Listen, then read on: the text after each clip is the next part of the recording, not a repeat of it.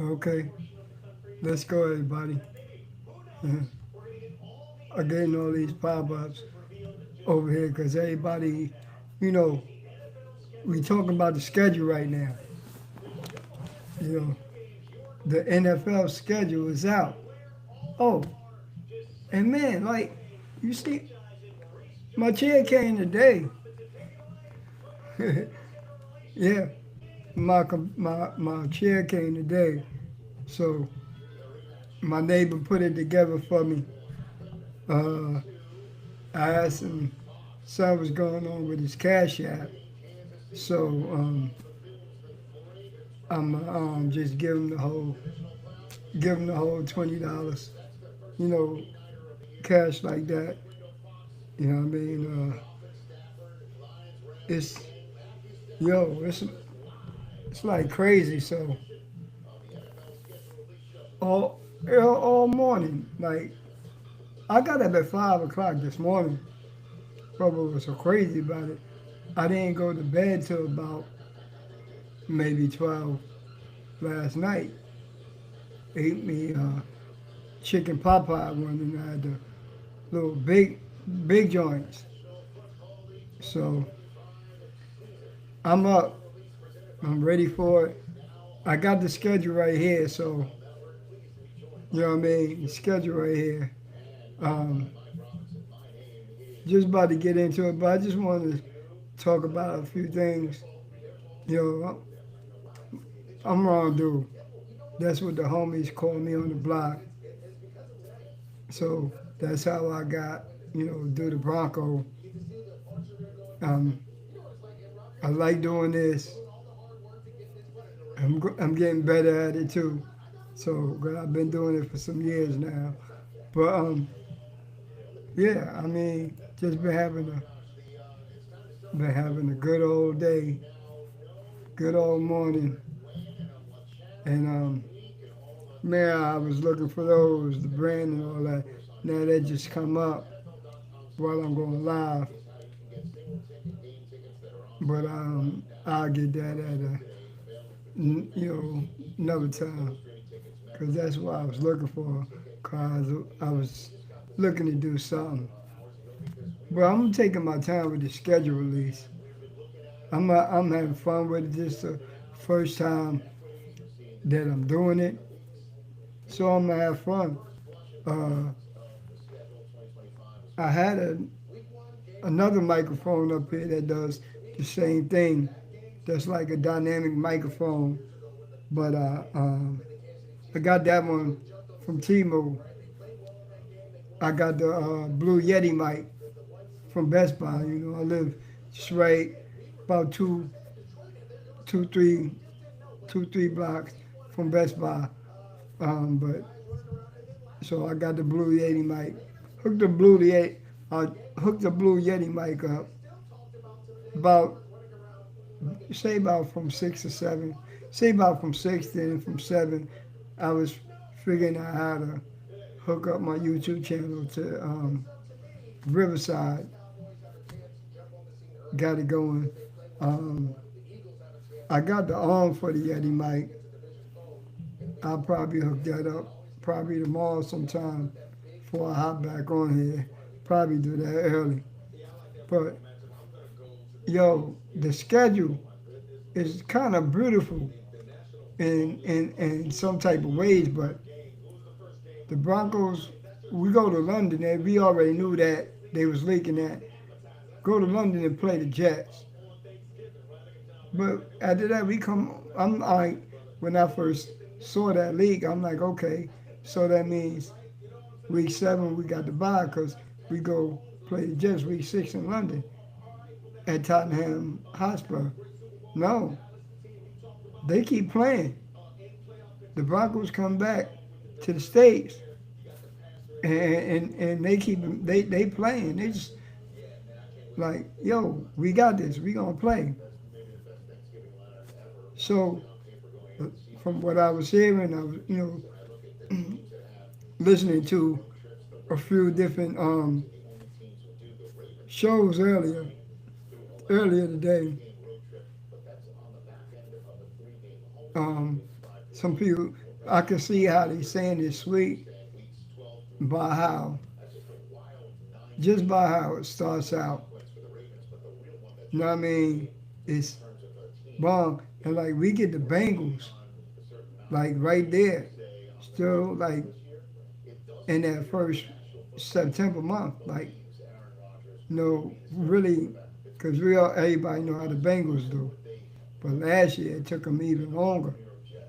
And now with this Trey Hendrickson, you know, the edge rusher, the best player on defense, with that stuff going on, who knows? He said he's not going to play on that deal that, he got 1 year left. He been racking up 17 and a half sacks for about maybe like the last 2 seasons. So he's like, really, is you kidding me? You want me to play on this? Are y'all really like for real? Like, y'all really for real like that? I think he mean it, man, because he was like, they was doing like shark attacks. Some provoked shark attacks, some unprovoked shark attacks. So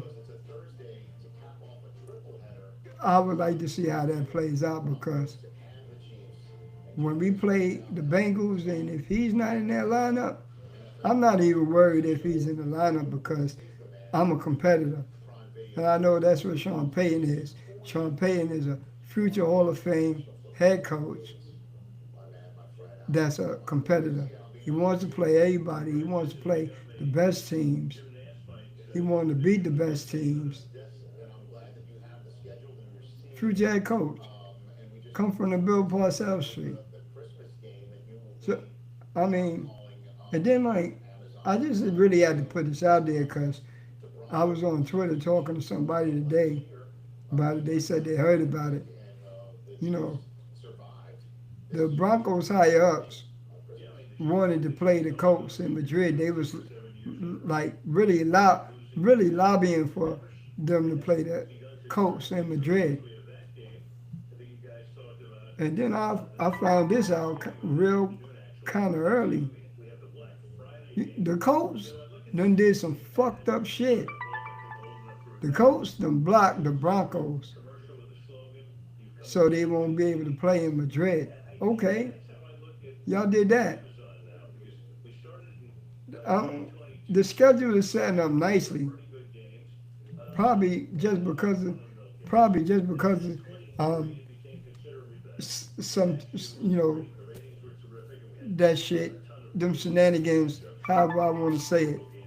My channel's not made for kids, so however, let's go get it. So it's probably gonna come back to haunt him. And then like, Bonissi gonna take a big jump. He's not gonna do like how Stroud did last year. Bonissi only gonna get better.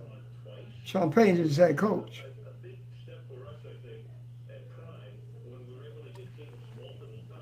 So why not? Really, like, why not? I think so. Every Bronco fan in Bronco country already know Bo Nix is ready. Bo Nix is a draw. Bo Nix is one of the reasons why we got a lot of these free agents like Tyler Noel, Fonga, Dre Greenlaw, all coming. Bo Nix is the draw. When you have a quarterback and your quarterback is playing good in his rookie season, any other year Bo Nix would have won Rookie of the Year. Yeah, any other year Bo Nix would have won Rookie of the Year. But Jaden Daniels won Rookie of the Year. Brock Bowers was runner-up, but then Bo Nix. But any other year Bo Nix would have won he actually, Bo Nix actually, his stats was actually better than Jaden Daniels, in my opinion. And I know in every other person in Broncos country opinion, his stats was a lot better. But we gonna see, like last year, the Broncos really didn't have a running game. Their running game was basically non-existent.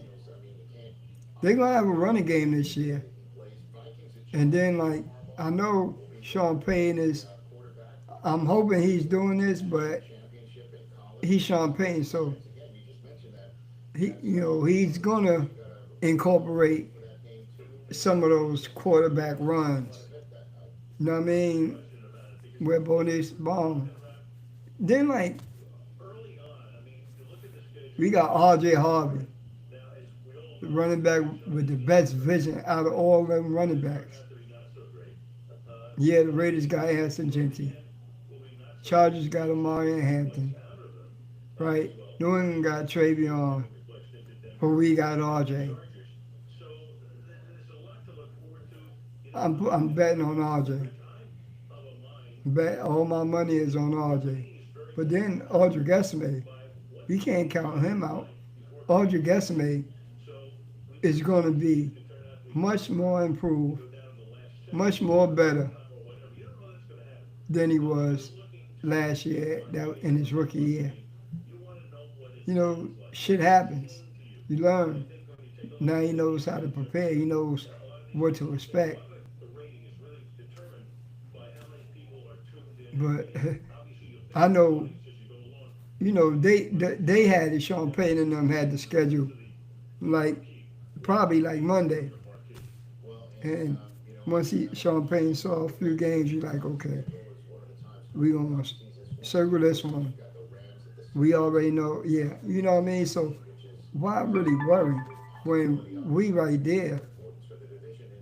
It's not like okay,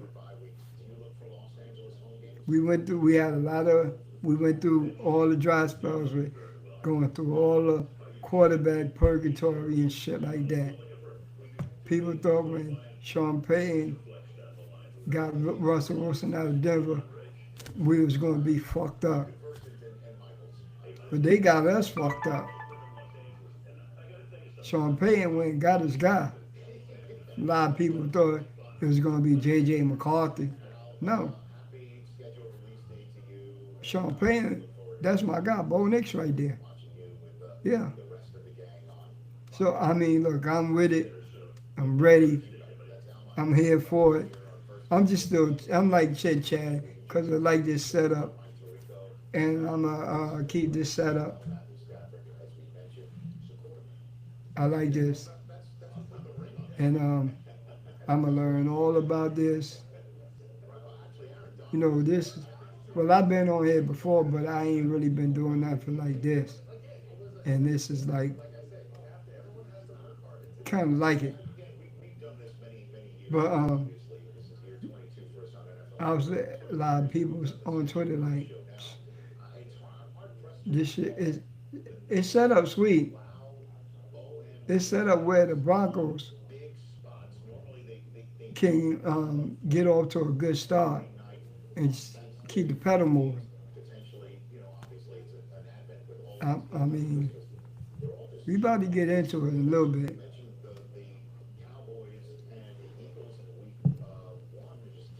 But like a lot of my stuff came. I might have to go down and check the mail because I ordered some hair clippers from Temu. I know everybody know about Temu.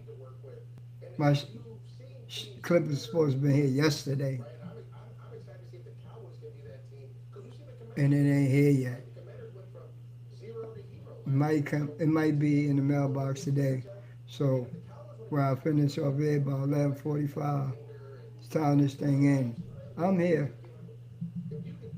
so I'll go check because I got a couple heads to cut.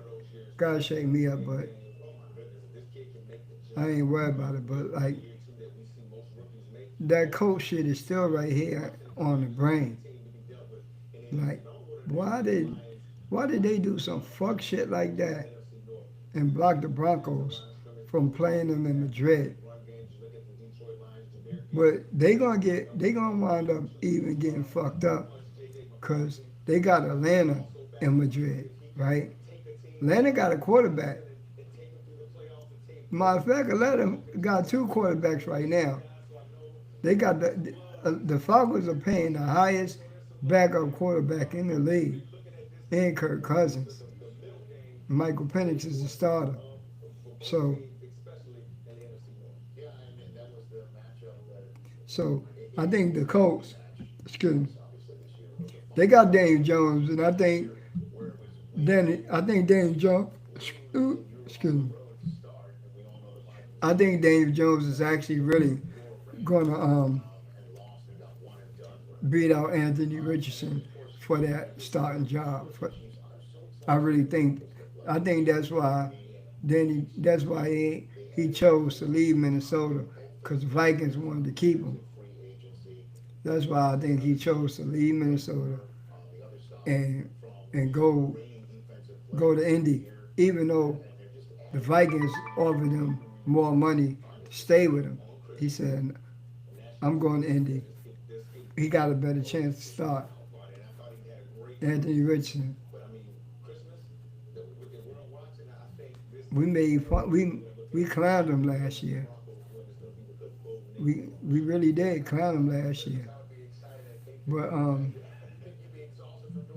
just gonna sit around here for a little minute. I got the schedule right here. I should have been having a little music on with this. I should have charged up my other phone earlier, but we be listening to this. But like, I'm just thinking like, the Broncos really gonna have a real good season this year. I think they're gonna be really good. I really do think they're gonna be really good. Um, and like when I do this, I know I gotta hop on every game, which I'm gonna do, but I also gotta elaborate on it. So that's gonna take a little take a little minute. But right now, I'm just look. I'm like a little kid in a candy store. You know, I'm sitting in my chair. It came today, put together nicely. I'm just I'm just soaking things in, soaking things in, and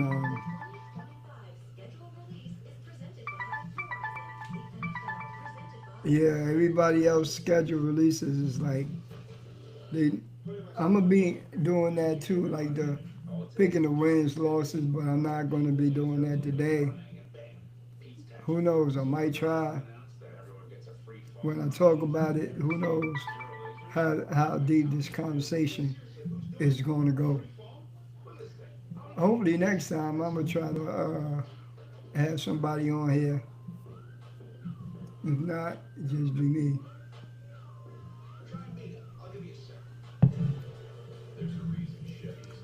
But this schedule played out real nicely.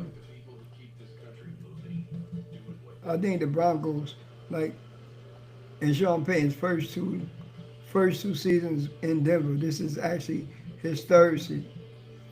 The Broncos started out 0-2, first two. The Broncos have a chance to be 4-0 coming out of September. Yeah, coming out of September, the Broncos have a chance to be 4-0.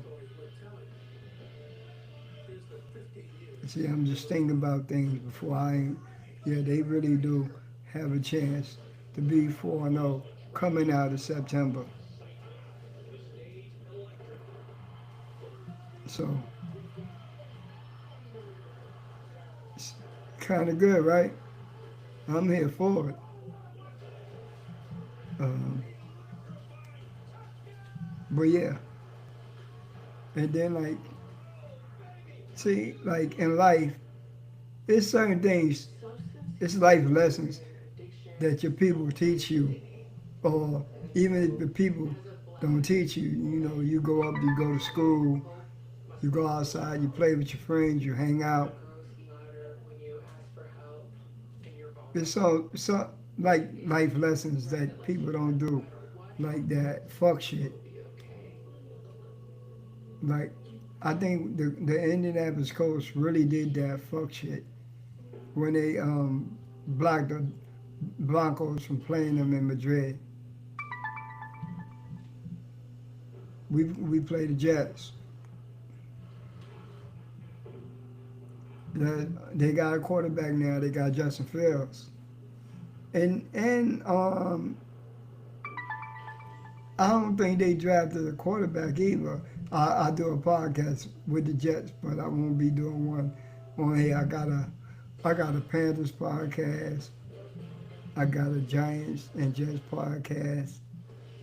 But by the 19th, that's just gonna be turned into something else because ain't no, you know, I put out a bunch of names, you know, change the name of the show. Nobody voting on them yet. So on the 20th, when the name really actually changed, I'm gonna be the one changing it, even though I hold the draw. But I ain't really checked the day. I'm hoping people vote on it because I did it for the people. And that podcast is probably going to be about the Giants, Jets. I was born in Louisiana. That's where my mom from. My mom's went to Grambling. That's where she met my. That's where she met my dad. My dad is actually from New York. So you put like 2 plus 2 together. So I'm here. So I really don't know what that New Orleans scenes was about because I was really just born there, but I've been down there a few times. My older sister, may she rest in peace, she had that experience of being down there, and my other sister too, Halise, had the experience of being down there um, when he was taking care of Uncle Link before he passed. That's Uncle Link was my auntie Bobby Jean's husband. You know, before he passed, you know, they they got to do that. So you know, so that they know the experience, but it's on my birth certificate. I was born there. So um, before I start talking about it,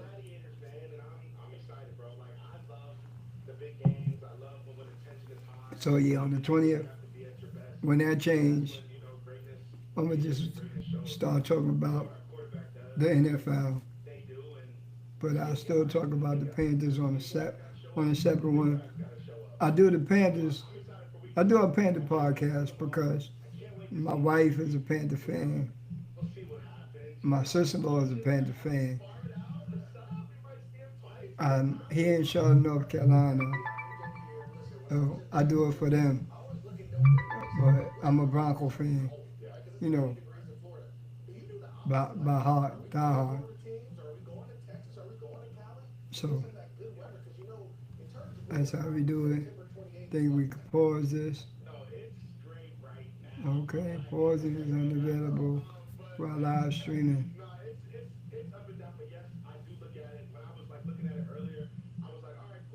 Okay.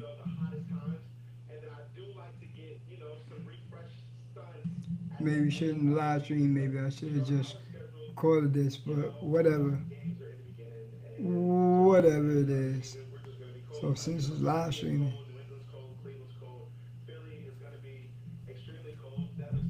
let's just start talking about a little bit, cause I will get up from here. Okay, so this is what we gonna do.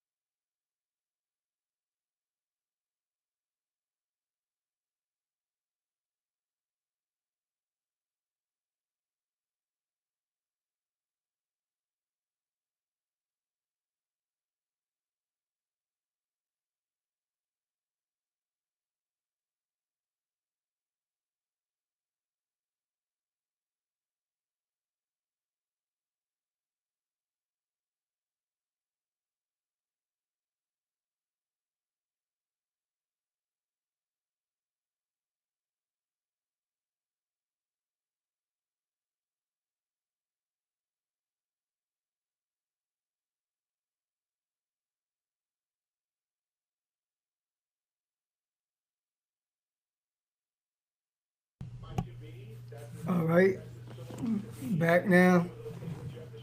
Now we gonna get into this thing.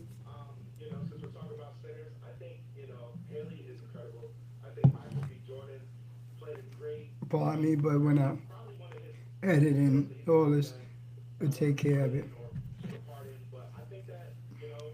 I'm just learning this Riverside. I think I like Riverside better than. Okay, we're gonna start right here. Excuse me. Week one, we got the Titans at home. This year, the Broncos have 9 home games and 8 away games. Last year, the Broncos had 9 away games and 8 home games. So, excuse me. I think it switches up every year. So okay, Titans took Cam Ward first overall, but the Titans, um, I ain't really gonna say they own us, but the last 5 times we beat them, yeah, right. The last 5 times we played the Titans, they won 3. We won 2 out of the 3, so they upped us one. But I think we could. I think we'll even it up this time around because not just yeah. I think yeah. They done threw Stroud. They done threw Cam Ward to the wolves. A defense that was top 3, top 5 in every category last year. Got is if not got getting a whole lot better this year. But it's going to be a fun matchup because it's not like Cam Ward ain't got people to throw to. Calvin Ridley's there, Traylon Burks, the drafted Alec Ayomana out of Sanford. So, and they got a couple running backs there. I mean, it's going to be a good game. I don't think. Who knows? This week 1, anything could happen in week 1. But the good thing about it though is that the Broncos are going to be at home. So as I get into it, y'all going to start to see how that the schedule is actually setting up beautiful for Denver. Now, I'm thinking, I already know, I might as well say it. I know the Broncos should take care of business week 1 versus the Titans. They should. Now, this one is kind of, I don't think it's tricky because if you know how Sean Payton is, like how I'm thinking Sean Payton is, and he got wind of it, like the coach and blocked them from playing them in Madrid. That's going to be like bulletin board material for Sean Payton and the rest of the players. So week 2 we go to the Colts. Whether it be Danny Jones, Danny Dimes, Anthony Richardson, whoever the quarterback is. But then it's tricky because we at home for week 1, right? And then weeks 2 and 3, we on the road. Week 2, we at the Colts. Week 3, we had the Chargers. So we're going to need to take one of these. And I think when we go see the Chargers week 3, I think we're going to actually, I don't know. That one could go either way. But right now I'm counting week 1 versus Titans, week 2 at the Colts. I'm counting that as a W. Week 3 at the Chargers, they got a head coach. Jim Harbaugh. But he's a good head coach, right? Maybe we go 2-1. I probably could see that.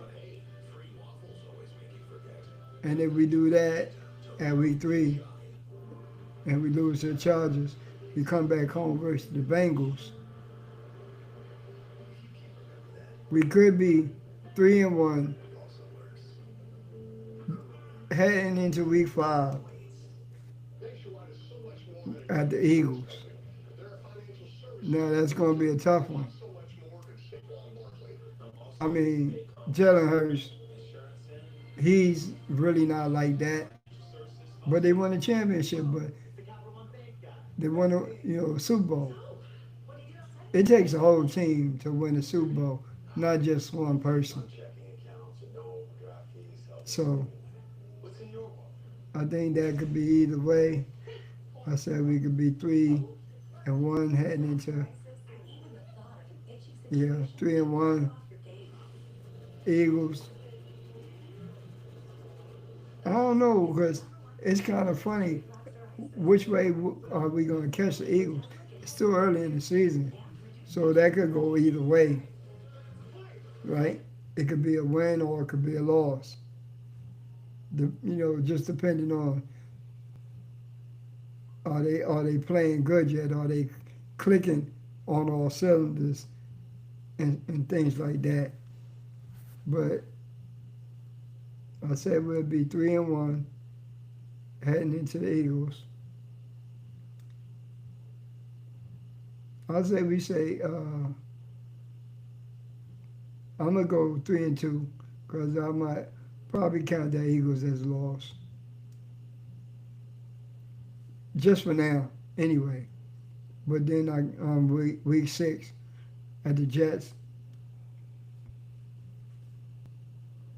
Last year when we beat the Jets, 1 point win 10-9. They had Aaron Rodgers. Bo Nix in his rookie year. Bo Nix is much better. I don't think Justin Fields ever, had anybody to believe in him the way that, his new head coach and, Anthony Lynn is going to believe in him. So that game probably go either way. They got studs too. But I'm counting that as a win. Week 7 got the Giants. I'm going to take that as a dub too. So that's 1, 2 wins, loss, win, 3-2, 4-2, 5-2. 5-2 by week 8. Got the Cowboys. This is probably going to be Javonte Williams' revenge game.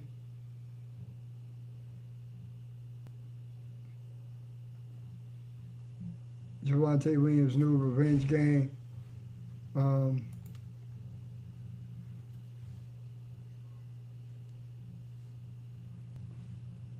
I think the Broncos, they always played the Cowboys good and always managed to, get beat the Cowboys. So I'm gonna say they win the Cowboys. Texans, last time we played the Texans, man, they made us look like, right? But that was in another time zone.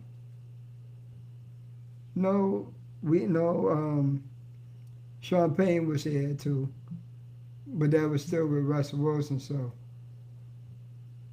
I think Bo Nix, C.J. Stroud probably be about even.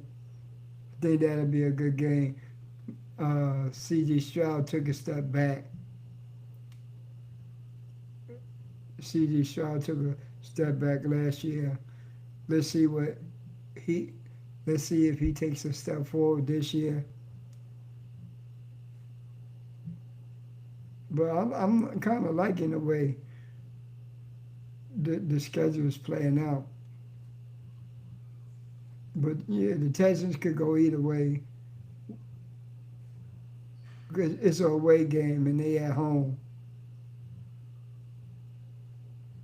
Go either way, but I'm not really doing no predictions here.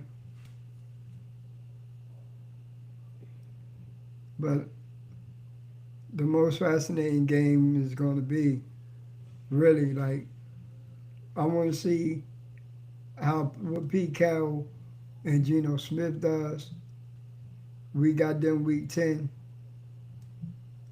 Ooh, okay. We're going to be all right.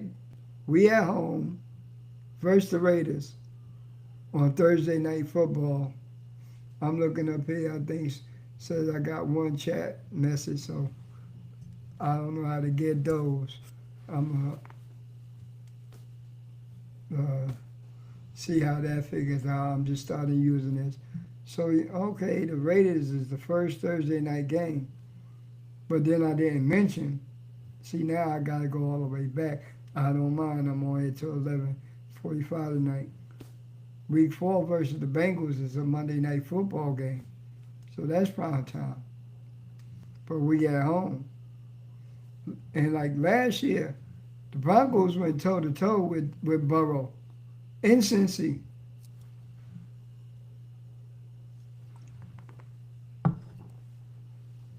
Yeah, the Broncos and Bo Nix, they went toe to toe with the Bengals in Cincy. And they was deep. They was strong. They had everybody. Trey Henderson, all them, everybody, all of them was there. So, and we at home, and it's on a Monday night.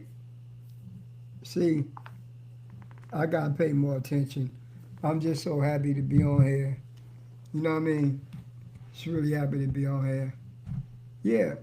See, now I don't mind backing up because we just getting into this. Okay, week 4 versus the Bengals at home, Monday Night Football. The lights is bright in Mile High City. Stadium is packed in orange.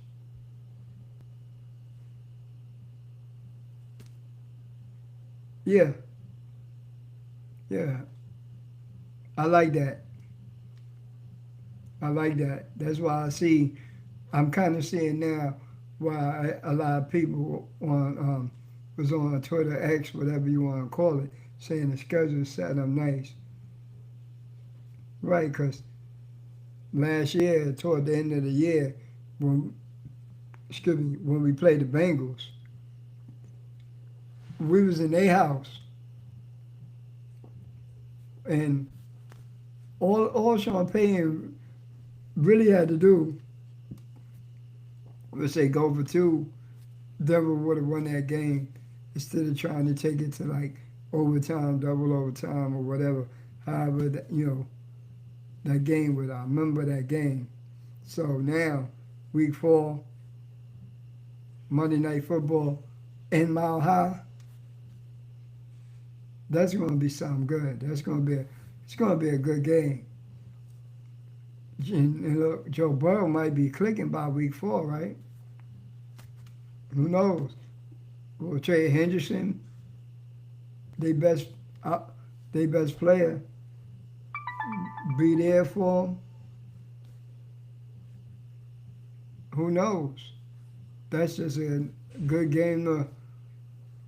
Wow. I got to look at these sound like, yeah.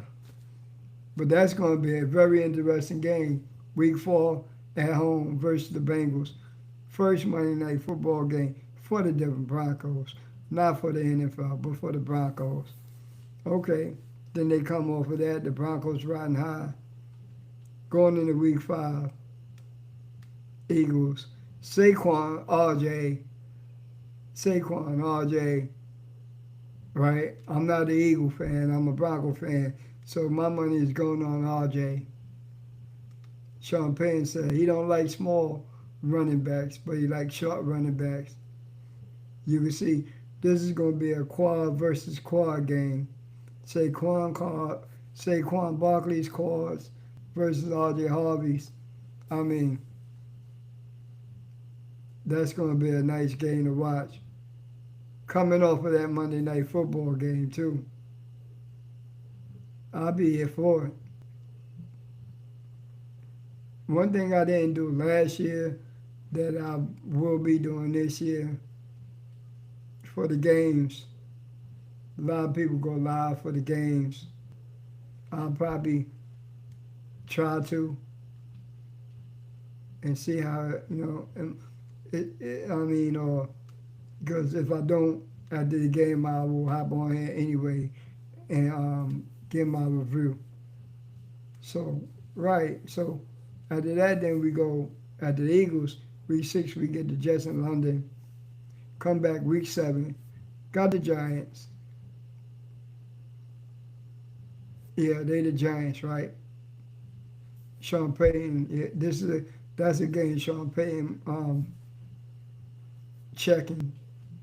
however he does it, Russell Wilson, will it be Bo Nix versus Russell Wilson or Bo Nix versus Jackson Dart? Will Russell Wilson still be the quarterback of the New York Giants by week 7? Or will it be Jackson Dart and Bo Nix? Storyline. We got the Cowboys at home in Mile High. I'm not worried about no Javonte Williams revenge game at home. Got Audrey Gasame. Highlight Real Jaleel. And you got RJ Harvey. Right? Yeah. I know so. Getting back to you, Texans week 9.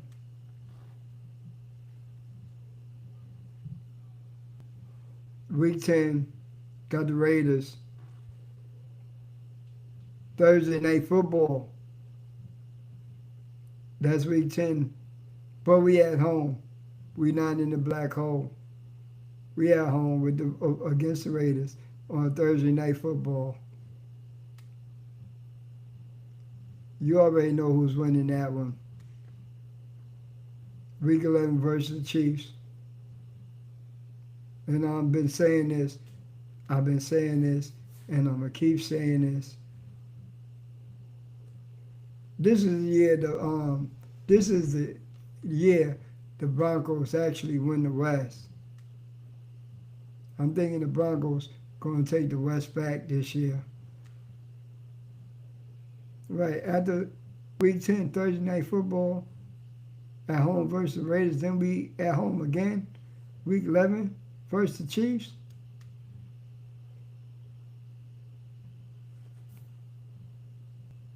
I think this is screaming. We need the Broncos back on top of the AFC West. Because after week 11, that's when the bye is. The bye is week 12.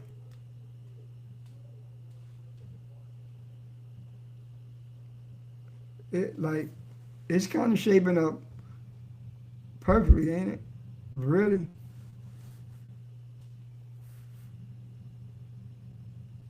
Wow. I did not notice that because I just really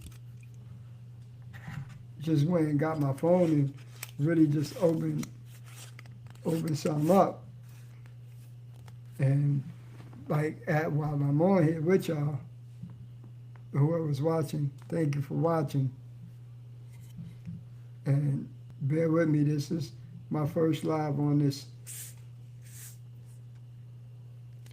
My first live on Riverside, so just bear with me. I'm getting used to it like y'all are.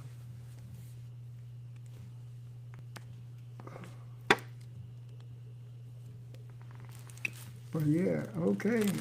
I see it shaping up because week 10, Raiders, Thursday night football. Week 11, right after that, got the Chiefs. Week 12 is the bye.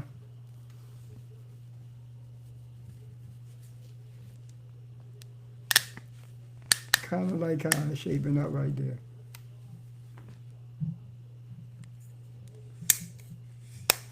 Yeah. The Raiders got some good, they got Ashton Jeanty. There was rumblings saying that the Broncos were calling around.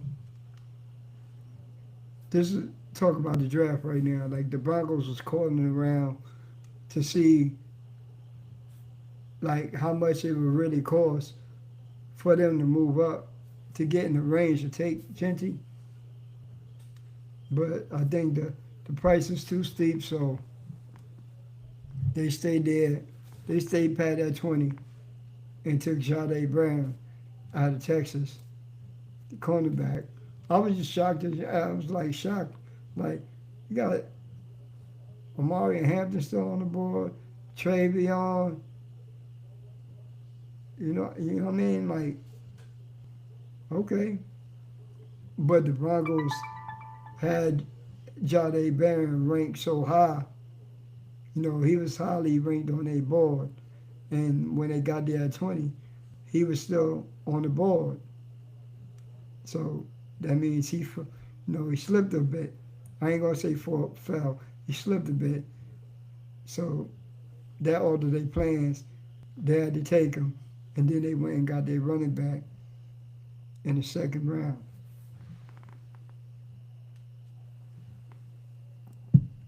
Okay, right. I get the week 12 by, cause when I was thinking, everybody was saying the Jets week 6. So I'm like, okay.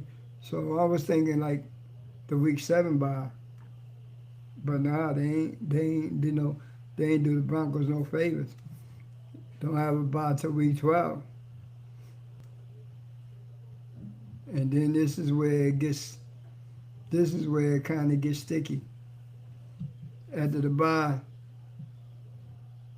week 13 we got the Commanders. That's Sunday Night Football.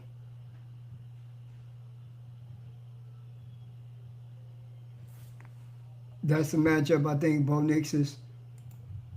I think that's the matchup Bo Nix is circling right now. The Commanders, the head-to-head with him and Jaden Daniels, because that's going to be a hell of a game on Sunday Night Football. But it's going to be in D.C., going to be in Washington. But we rested. I don't know if the Commanders coming off a bye or they still playing or what. But Sean Payton, I know he's going to, excuse me, I know Sean Payton is going to have everybody ready. They're going to be ready. I know Bo is going to be ready. The head-to-head with Jaden.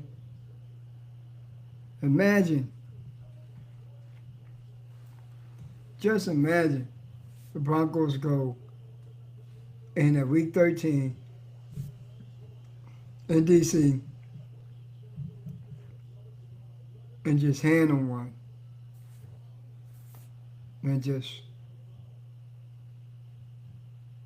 And Bo Nix do his thing and beat Jaden and the Commanders, because it can happen. It really can happen. And I didn't notice that until I started saying here. So that's going to be another one to watch. Commanders. Then after the Commanders, we got the Raiders back. That's when we had the Raiders. Then we come home. Week 15, got the Packers. Week 16, got the Jaguars. Travis Hunter coming to town. The Broncos, they usually beat the Packers. But who knows, Jordan Love and them might be clicking on all cylinders, but they never beaten, I don't think they ever beaten the Broncos in Mile High. I ain't really worried about the Jaguars. Think the Broncos get that. Week 17 at the Chiefs. That's Christmas. Ho, ho, ho, Merry Christmas. Yeah, the Chiefs ain't going to be smiling after that game, because I'm predicting on here, this is what I'm doing. I'm predicting on here that the Denver Broncos sweep the Chiefs.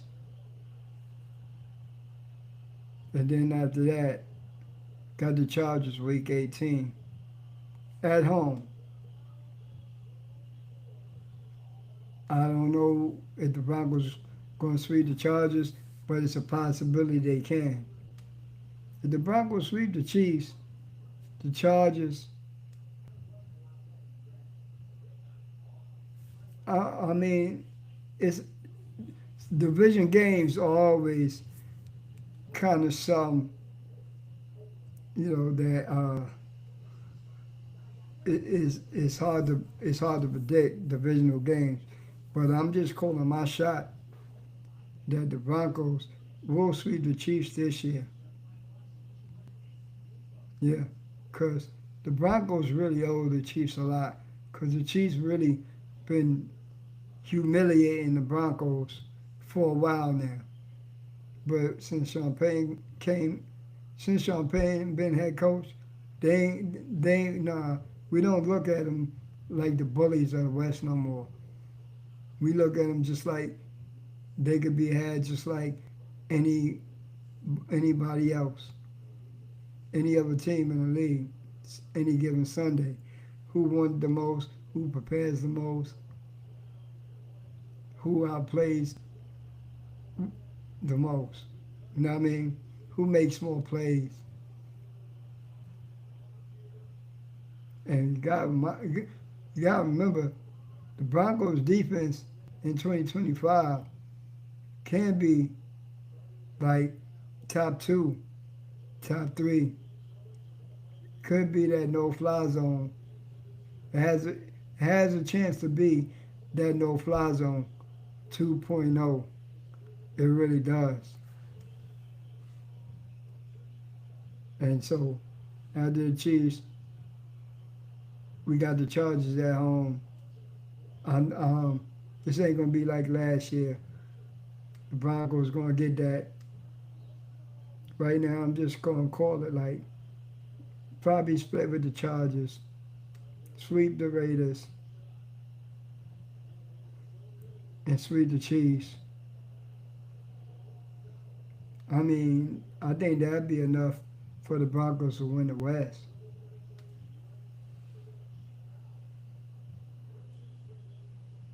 Really. But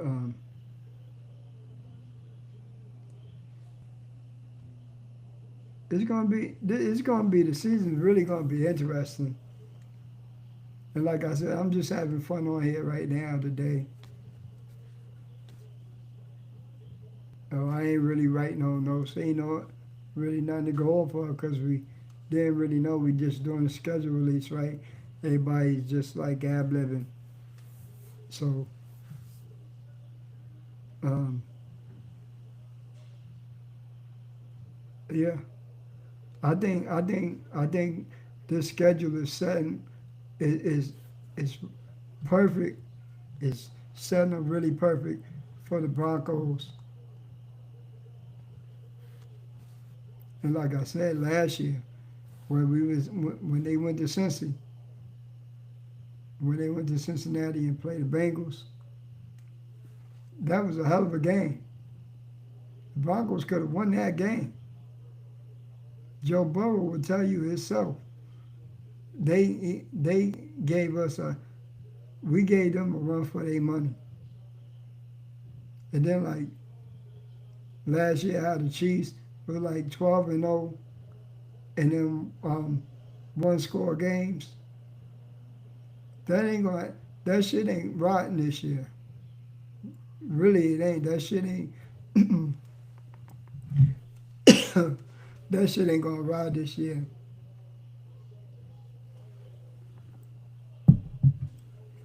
Shit, gotta give me some lozenges. But yeah, last year the Kansas City Chiefs was 12-0 and one score games. That ain't rocking this year. That is not riding this year. Broncos, we got better. We got a lot better. We got Dre Greenlaw. He could cover tight ends, running backs, Jade Barron. We got Talanoa Funga to pair with Brandon Jones at the safety spot.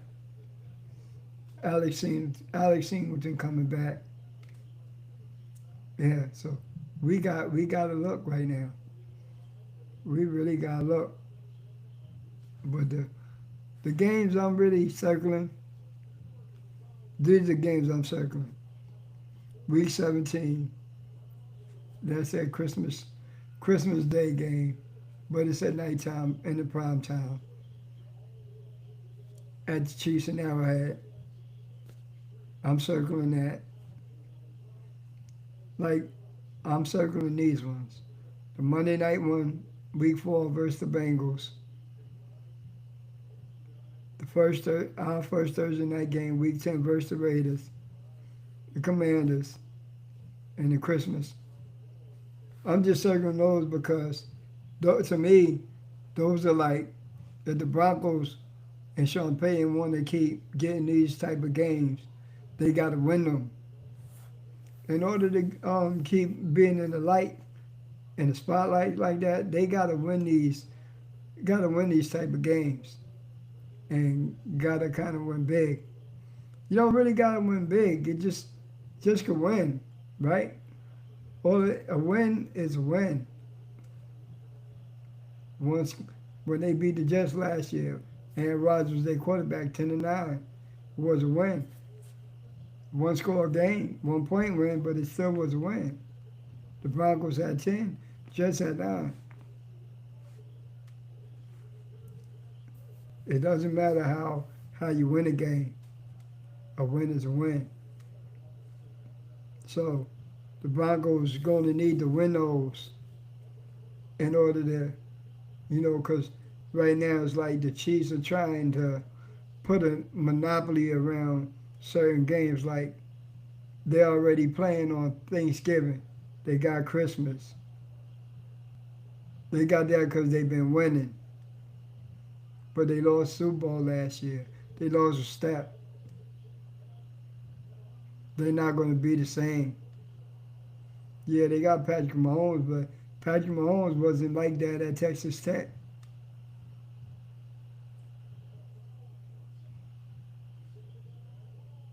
Yeah, so I can see why people saying the schedule is, yes, like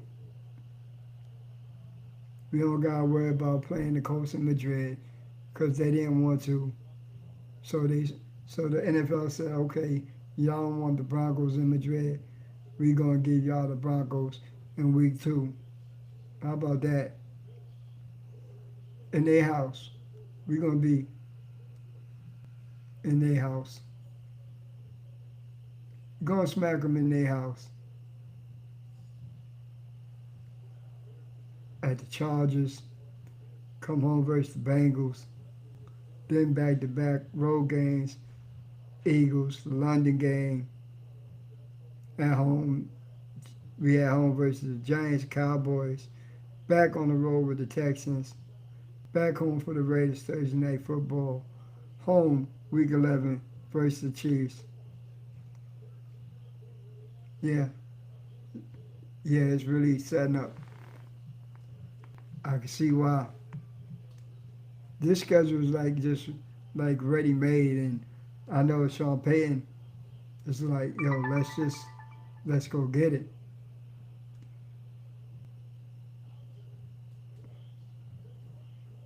Like I know that, yeah, let's get it.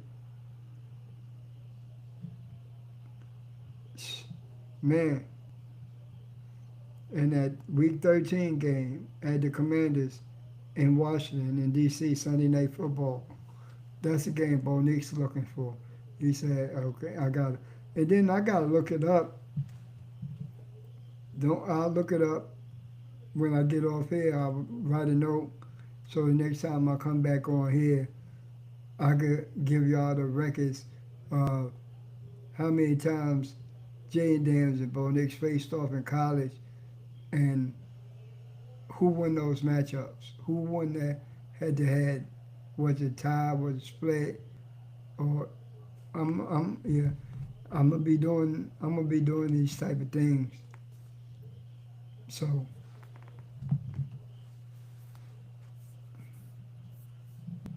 I'm gonna be doing that.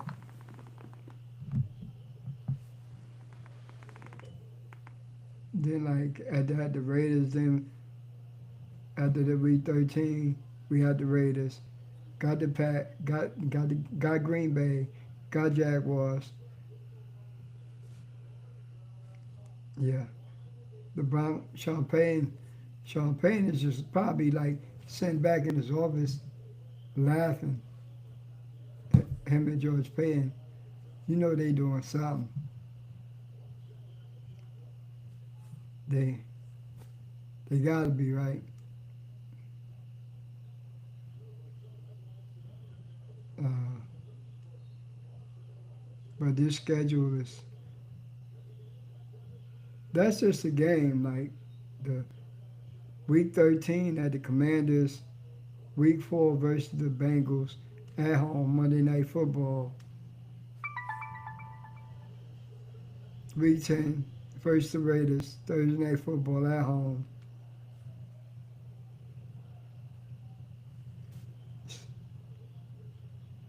I can see it happening. I can see in the Broncos being Super Bowl contenders just over this schedule. Yeah, just over this schedule, I can see the Broncos winning the West. I gotta figure out how to get the uh, message that's flashing up there.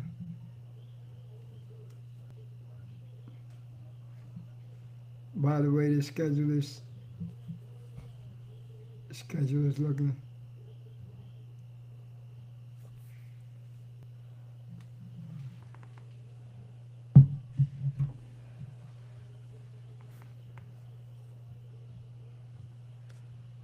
Yeah, we ain't really got to worry about the Titans. Not this time around. We got a head coach. I'm thinking that they Bronco. I'm thinking that Denver can sweep the Chargers this year. And then I gotta look up that Sean Payton and Jim Harbaugh head to head. See who really won those matchups. See how many times Sean Payton won or vice versa. I should have had that ready tonight, but I was busy putting this stuff together. Next time I'll be prepared because I'm going to jot down some notes and all that other stuff. But man, this is setting up to be real, real sweet. And then like I was listening to like some, I don't know if it was on NFL Network or NFL Live when they was talking about how the Bengals, excuse me, really don't like to pay players, but they had Joe Burrow was actually lobbying for them. That's why they paid Jamal Chase. They paid Jamal Chase, T. Higgins. You know Burrow got paid. And now Trey Henderson is like, pay me. He's the one that's going to be left out because there's no money left. The Bengals probably in cap hell. There's not enough. You would think there would be some money left for the Bengals to pay Trey Henderson. And if Joe Burrow is just talking like this, like, yo, we got to keep the band together, there's plenty of cap space. You're just a quarterback. How you know how much cap space there is? You're not a front office worker. You're just a player. You're not the man working the numbers, crunching the numbers every day to try to stay cap compliant. You're not the one doing that. So how could you say we got the cap space? You're a player. You're the quarterback. How if he was a Bronco quarterback, he said some shit like that, or just any other quarterback anywhere else. But that's the type of stuff they do in Cincy. And that's like the big storyline right now, you know, going into, this schedule release shit. I ain't even really see the Broncos one. I might have did, might have known. But that's like the big storyline right now. Because he was at the Bengals facility yesterday while they was practicing, but he ain't practicing nothing. He just wanted to see about, where my dough at. He mad. Like, he had 17 and a half sacks the last 2 seasons. He been posting that. And you're not going to pay your 17 and a half sack man that it's just not like he just did it one season. He did it back to back season.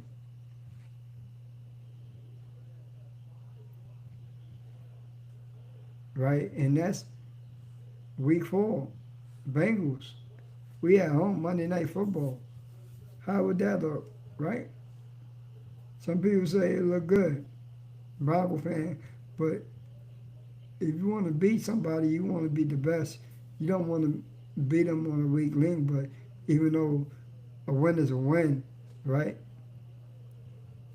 A win is a win. You might as well just suck it up. Win is a win. Let's ride. They still saying that let's ride shit. That's what Russell Wilson brought to Denver. Says it's go Broncos. People, that's that shit. Russell Wilson was really riding right when he came to Denver. Think he actually really, I think Russell really meant good when he came to Denver. If it had been any other coach when he first came to Denver, I mean, Sean Payton just, I don't think Sean Payton even really wanted him, but in order for him to take the job, Russell, he had to rock with Russell for that year.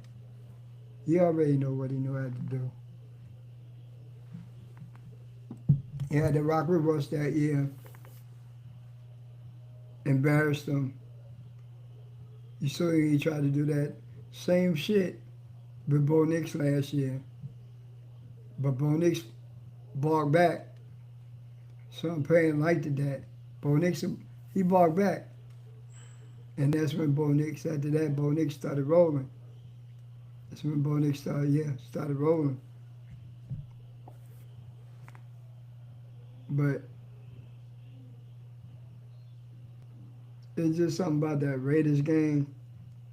But that's Thursday night, we home.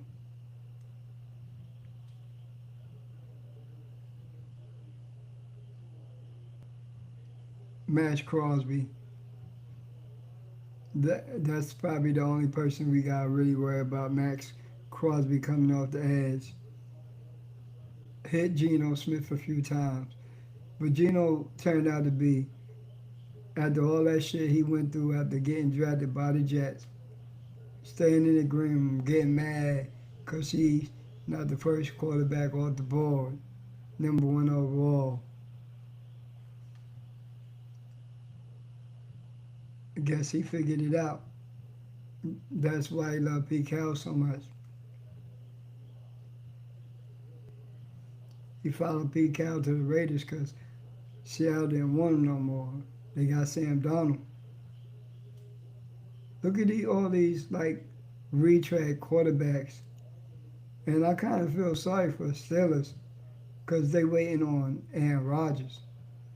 The Steelers season hinges on Aaron Rodgers coming to being a quarterback.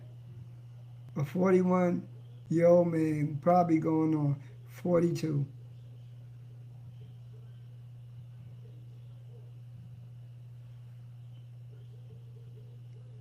You know what I mean? Justin Fields got pissed off when they benched him for Russell last year. That's why. That's why I think Justin just said, "I'm going." Just signed him. Went right because Justin Fields, he had the ball, and y'all gonna bench him when Russ gets healthy.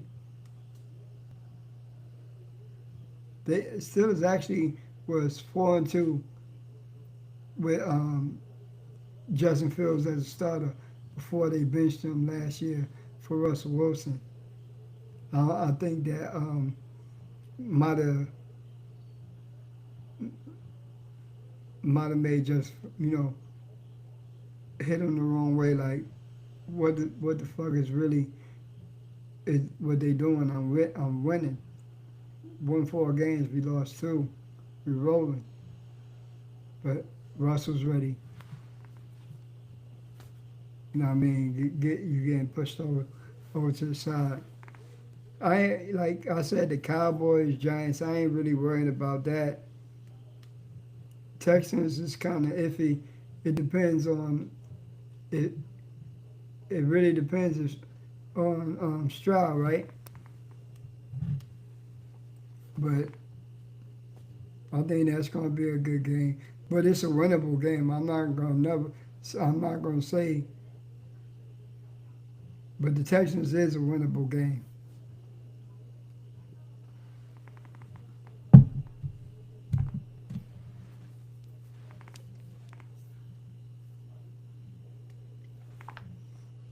Let me see if I could.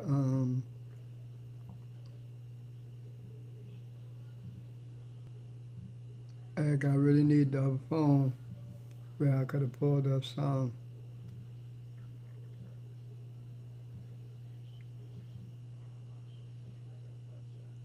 Okay, this is what we're gonna do.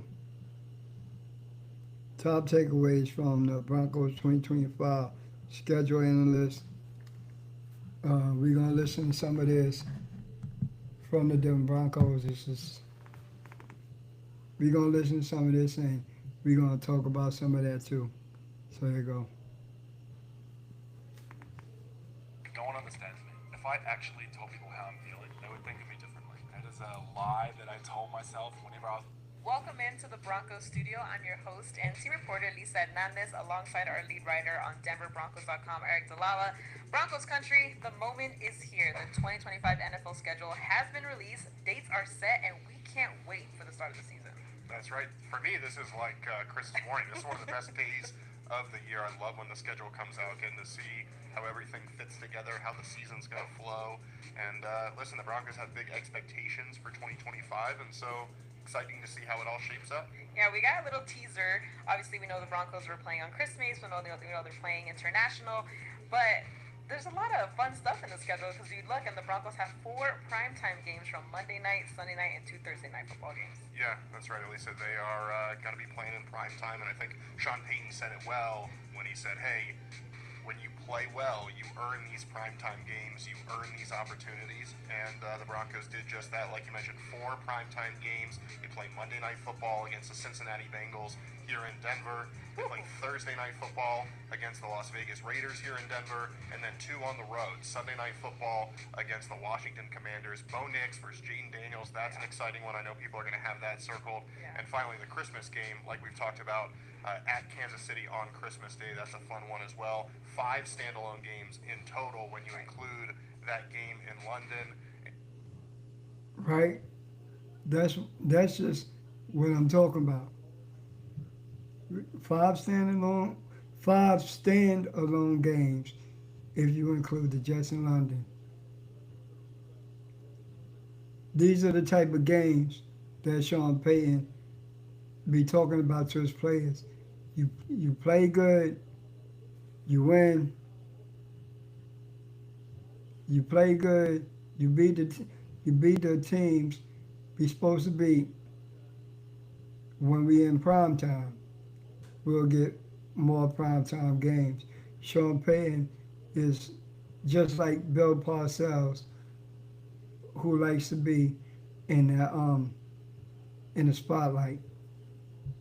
And listen, the Broncos are no stranger to playing in these primetime settings. Last year they played 4 primetime games as well, but I think it says a little bit about where this team is that last year only 2 of those games were scheduled. Right. They ended up playing 4. This year, 4 of them are slated. That Week 18 game against the Chargers, the dates are never set. Maybe Right. that ends up being primetime. Maybe another one down the road gets flexed in as well. So I think it speaks to what the league thinks about the Broncos and what they're capable of this year. Something about when we have those primetime games at home, we're just so electric. Monday Night Football in particular, and you never know what kind of turn of the tide that can give you. That Nick Bonito had a really big game that day. So did Bo Nix, Marvin Mims. Those kind of highlights, that kind of what builds the camaraderie and the grit of the team when you're able to go out and play. Also, it's just more exposure for what this team is doing, especially when it comes down the line for the awards and the Pro Bowl selections and those things like that. More eyes are going to be on this team, and given what they did last year, I feel like a lot of people are going to be surprised and also see much more of what they're capable of. Yeah, absolutely. I think you're right about Pro Bowls, all pros. That all comes with team success, and part of that is playing in these big time games, playing on prime time.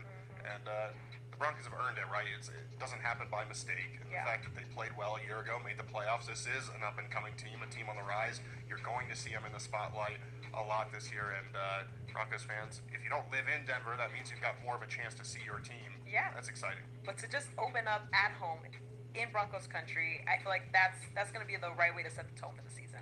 Yeah, I think there's a few things you look at when you look at the schedule, right? And the home opener is one of them, and it happens to come in week 1 this year. Like you mentioned, first overall pick, Cam Ward. I would assume that he's going to start that game based on everything that the Titans have said about Cam Ward, based on the expectations that he faces. For the Broncos, I think you've got to love that matchup. And listen, every game's a test, and there's some unknown there when you face a player like Cam Ward who you haven't seen in the NFL. But we know how good this defense is. We know how good Pat Surtain is. We know how good Jahdae Barron is, and maybe he'll contribute as early as week 1 as well. But then you add in guys like Nick Bonito and Zach Allen and Jonathan Cooper. And, man, I think if you're a Broncos fan, it's going to be exciting to see this defense in week 1 going up against a rookie. Man, this defense going up against Cam Ward, week 1, I kind of feel for him because I think they're going to be ready. Vance Joseph is going to have his defense ready against a rookie quarterback. And it's just going to be, it's going to be whatever. I mean, they're going to be hungry. It's at home, in front of the crowd at Mile High. Man, I kind of really hate it for Cam Ward right now because I could just see it. Like, I could just see it. It's going to be a good game, though. It's going to be a good game, though. I think if you're a Broncos fan, it's going to be exciting to see this defense in week 1 going up against a rookie. And then, on the other side of things, it's your first chance to see what does this new look offense look like with a guy like R.J. Harvey at running back, with Evan Ingram at tight end, see Bo Nix go into year 2.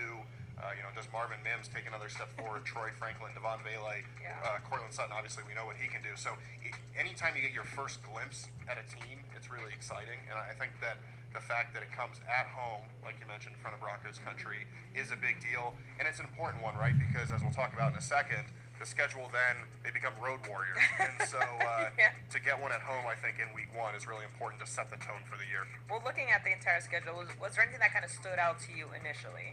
Yeah, I think a couple things. One, I mentioned there that after week 1, you play 4 or 5 on the road, 1 home game in 41 days. That's the Monday Night Football game against the Bengals. The mathematician is back. That's right. I mean, that's going to be a lot. So you go at Indy, at LA, play the Chargers, head over to London. So a long stretch of road games. You've got to be able to survive that. The Broncos don't play 3 road games in a row at any point during the schedule, but they do play 2 on the road 3 different times, 2 in a row on the road 3 different times. So after that, then you notice 4 or 5 at home right after that. The Broncos do not have their bye week after the London game, which I think stands out right away. The bye week is not till week 12. The Broncos come home after London and play the Giants. Is it Russell Wilson? Is it Jackson Dart? Is it Jameis Winston? We'll see who's at quarterback. But that kicks off a stretch of 4 or 5 games at home, including back-to-back division games. Right. That's what I was saying. Like, when it was time to play the Giants, will it be Russell? Will it be Jackson Dart? Because it ain't going to be no really Jameis Winston. The Giants didn't just draft Abdul Carter in the first round, then come back up and draft their quarterback, Jackson Dart, in the first round to, play Jameis Winston. So my take is it's either going to be, is it going to be Russell or is it going to be Jackson Dart? 5 games at home, including back-to-back division games before the bye. We mentioned the primetime game against the Raiders, Yeah. and then you play the Chiefs in the final game before the bye. So that's a big stretch as well. And then I think what stands out is 3 of the final 4 at home. It's the first time the Broncos have played 3 of their final 4 regular season games at home since 2015. And I think that sets you up well to make this stretch run for the postseason. Maybe you're pushing for a playoff spot. Maybe you're pushing for the division, playoff seeding. But it also won't be easy because when you look at those teams, Green Bay, Kansas City, and LA, those 3 teams all made the postseason a year ago. Yeah. Jacksonville's the only team in that stretch that did not make the playoffs. And so 8 total games against playoff teams. You only play playoff teams in back-to-back weeks once. That comes in the final 2 weeks of the year. And you only play 3 out of 4 once, and that comes at the end of the year. So you get them 3 or 4 of them at home, but they're against a bunch of playoff teams. So it kind of balances out there. That'll be an important stretch as the Broncos look to close the year strong. Yeah, and the Broncos were 6-2 at home. Obviously, a big emphasis was put on last year protecting home field, and I feel like they did that. And now there's more pride in that. Now I feel like taking advantage because you have 9 home games this year versus last year where you had 8. So that's another big part that I feel it adds to what this team is capable of, and kind of knowing like, okay, like you said, putting these wins in these buckets, right? Like which are the games that we need to must win, which are games that we can kind of maybe sneak by. Like you have those kind of strategy that you have going into the season. But which matchup are you most excited to see? There's a few on here I think that will have us get our popcorn ready, but which one that you are really excited to watch? Yeah, every year I go through and I pick the top 5, and we have it on DenverBroncos.com. You can go check it out. This year was difficult because there's a lot of good games, right? Yeah. And I think that it We're may running out not of be, popcorn. that's right, a lot of popcorn. It may not be the most important necessarily in terms of playoff seeding, but I think Week 13 at Washington, Sunday Night Football, Bo Nix versus Jaden Daniels. They're like mini Super Bowl Sunday Night Football, I think. They are. There's nothing else on TV. Everybody is watching you. Have you felt like your phone is running slower? Yep, that's going to be that Sunday night. That Sunday night game, Bo Nix versus Jaden Daniels.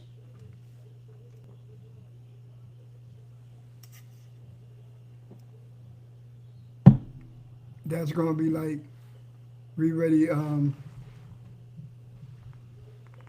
for the Super Bowl, mini Super Bowl, like she said.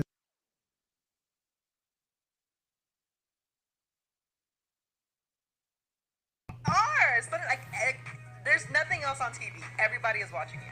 That's right, and it's going to be a game that people want to see, right? Obviously, Jaden Daniels won Rookie of the Year, well-deserved, took his team in the NFC Championship game.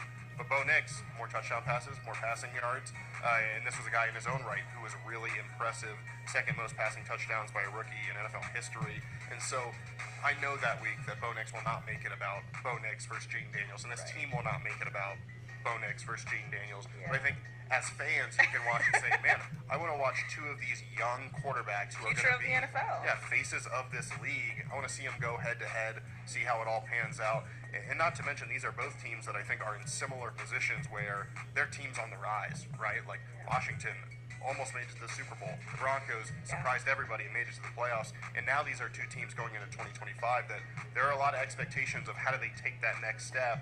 That game in Washington, man, I cannot wait. Yeah, for me, it's the home opener for a lot of reasons. One, I'm just so anxious to see this team take the field. And I'm really happy that we don't have to wait till week 2 or week 3 to see the Broncos play at home. Week 1, we get it. And to your point, we get to see what RJ Harvey can do. We get to see what Evan Ingram can do. We get to see how this defense is going to get after that rookie quarterback, because we know how much they were able to make quarterbacks across the league uncomfortable, from veterans to rookies. You know, this team set the single season franchise record for most sacks in a season. And when you look at just the pedigree of what Cam Ward brings to the table and what he's able to do in terms of his play, his athletic skill, Titans are also trying to get into that conversation the way that Bo Nix and Jaden Daniels have turned franchises around. So it's going to be really fun to see what Bo Nix can do in year 2 straight out the gate and what this defense can do to really temper and see what the whole picture looks like. Yeah, and the Broncos need it, right? They haven't won week 1 since 2021. It's important to get out to a strong start, especially when you have expectations like the Broncos have. But the Broncos have won 7 of their last 10 week 1 home games. So there's some history there that early in the season in Denver, they can find some success, but you got to go out there and do it. Yeah, cannot wait. Well, that's a wrap here from the studio. Once again, I'm your host and team reporter, Lisa Hernandez, alongside our schedule breakdown master and lead writer, Eric Delalas. I'm gonna try to find some notes about this. Let's do some research. Yeah, let's do some research right now. We're about to do some research.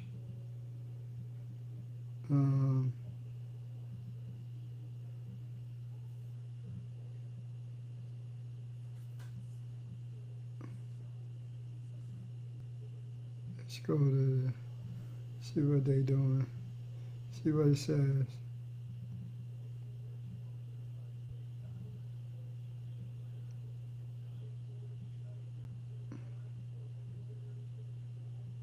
Okay, Broncos released their 17 way too early score predictions for every Broncos game in 2025. Let's go see what that's about.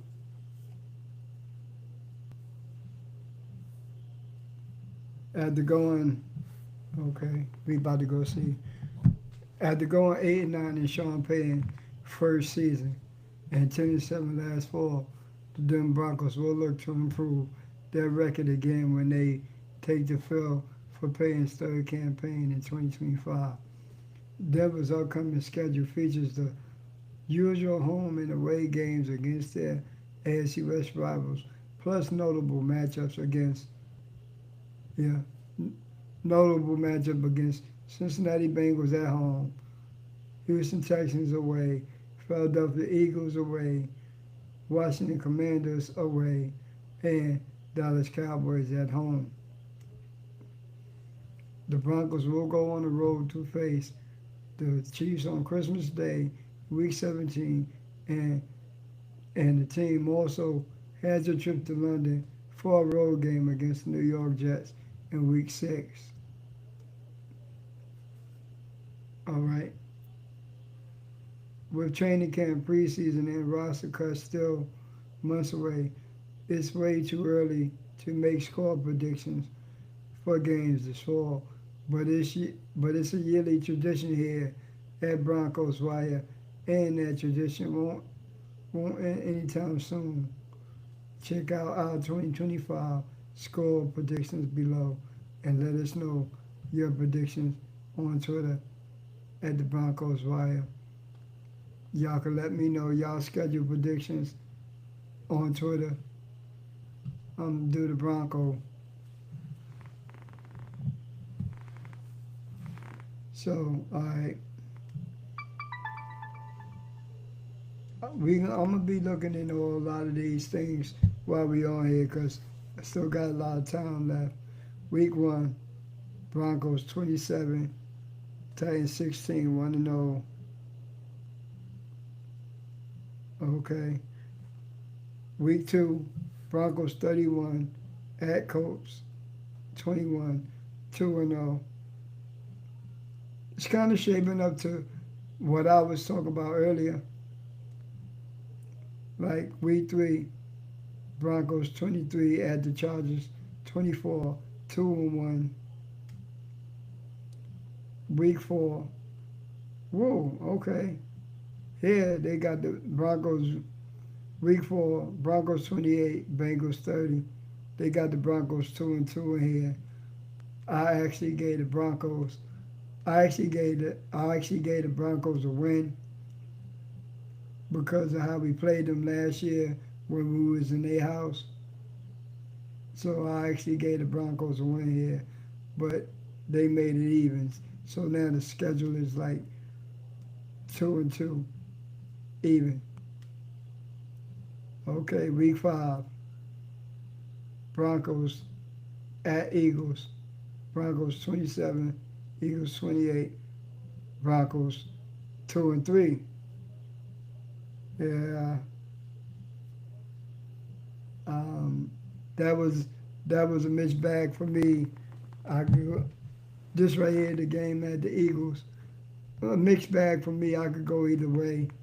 I go with the Broncos winning, Broncos losing, but this is what they got. Week 6, Broncos 28 at Jets 17. Broncos 3-3.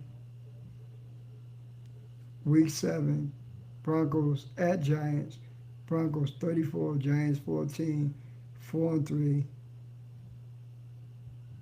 Week 8, Broncos versus Cowboys. Broncos 29, Cowboys 26. Broncos 5-3.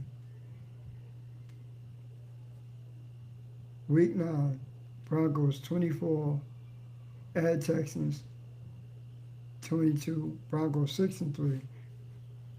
I could have went either way on that game too. Okay. Week 10, Broncos 18 versus Raiders. Broncos 18, Raiders 17, 7-3. Week 11, Broncos versus the Chiefs. Broncos 27, Chiefs 10. Broncos 8-3. Okay. They cooking up something on here that I really wouldn't have been doing. But we got the week 12 bye. That's the bye week, right?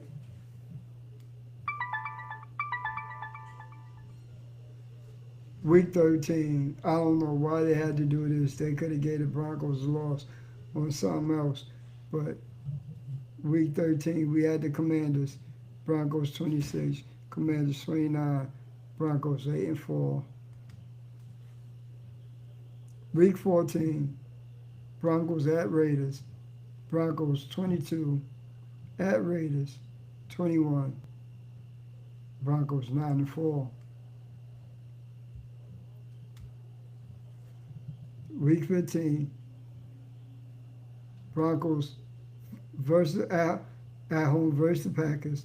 Broncos 24, Packers 20. Broncos 10-4. Okay. Week 16, Broncos at home versus the Jaguars. Broncos 28, Jaguars 7. Broncos 28, Jaguars 17.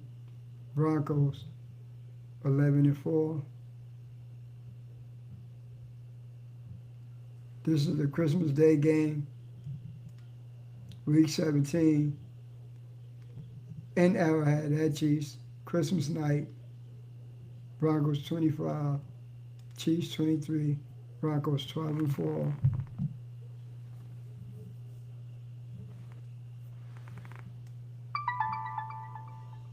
Okay. This is week 18. Broncos 27 versus the Chargers. Broncos 27, Chargers 20. They got the schedule prediction. Broncos 13-4. Now we're gonna go on here and let me see what they doing what they cooking on the Mile High Report.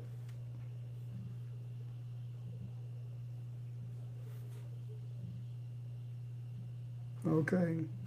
Okay.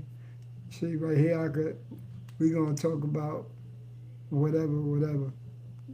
Should have went to the site first, but like I said, got plenty of time. It says Broncos open,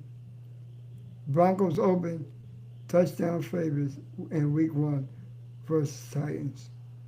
We're going to see what that's about. We're going to see what that's about.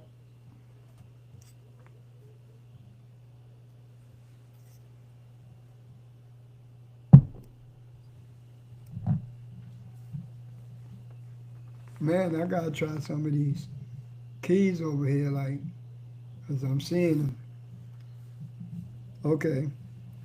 Says Broncos, front of my high report.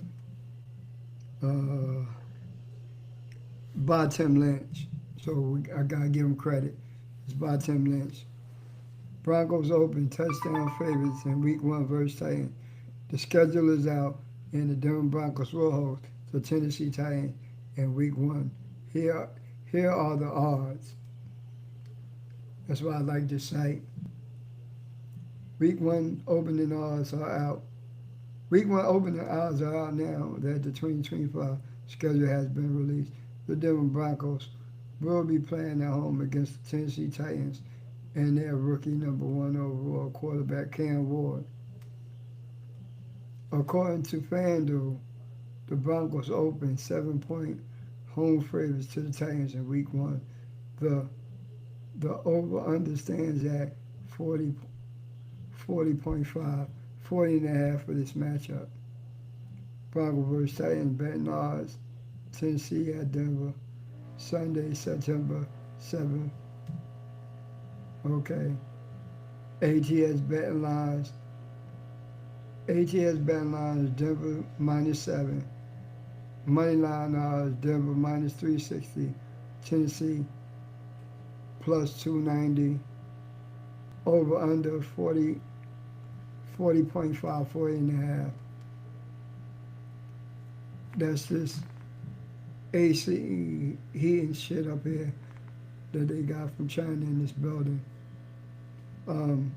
With the Broncos defense looking like it does on paper, this figures to be a real test for Ward in his NFL debut.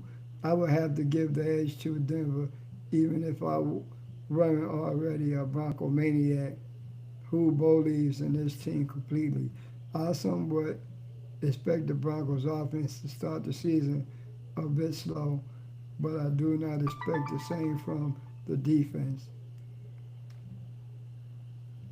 A full touchdown spread seems way too high to me for a Week 1 game, but I could have my judgment clouded by the fact that the Broncos offense just hasn't been that good for so long that I just expect a close, low-scoring game.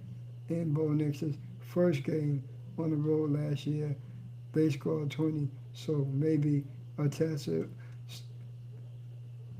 In Bo Nix's first game on the road last year, they scored 20 points, so maybe a touchdown spread could work out. I'll probably just wait until Week 1 is just around the corner to see where things stand. Then though. But if you twisted my arm, I'll probably take the under this far out over. Okay.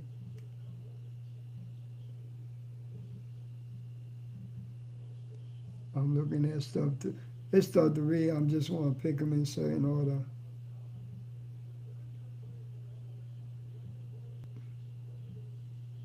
Okay, I'm gonna go this right here. Broncos rumored to host Russell Wilson and the Giants in Week 7. Russell Wilson and the New York Giants will be in Colorado in Week 7 to take on the Denver Broncos. The Denver Broncos have their Week 7 opponent lead, and while it's not fully confirmed, but it's confirmed, it does suggest that Russell Wilson will be returning to Denver with his new team, the New York Giants, just as the Denver returns from London.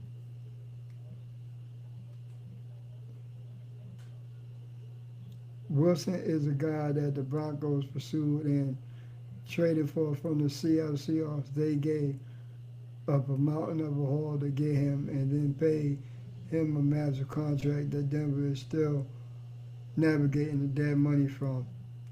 I don't think it's no more dead money from that Russell Wilson trade. In 2 seasons, he was with Denver. The Broncos went 11-19 with the Broncos went 11-19 with Wilson under center. Sean Payton was quick to move on from Wilson at the end of the 2023 season, and then drafted Bo Nix.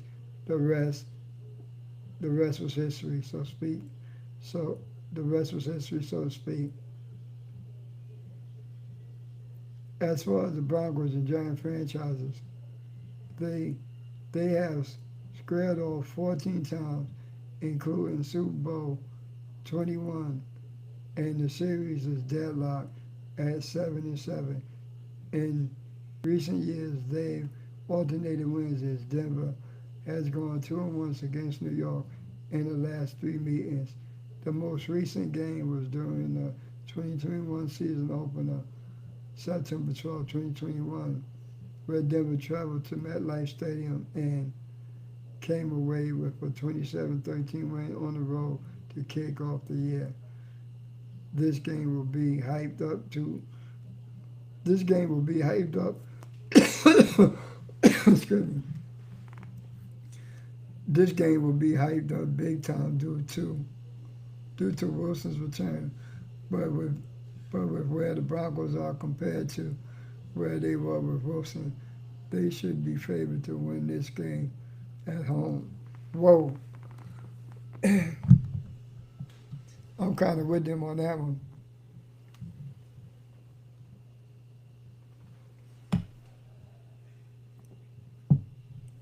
I gotta give me some like some halls or something.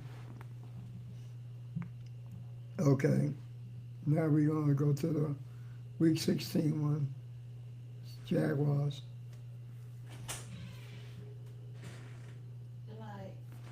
Night, babe. I'll be in there a little while. Broncos rumored to host Jaguars in Week 16. The Denver Broncos have another schedule leak with the Jacksonville Jaguars rumored to be coming to Denver in Week 16.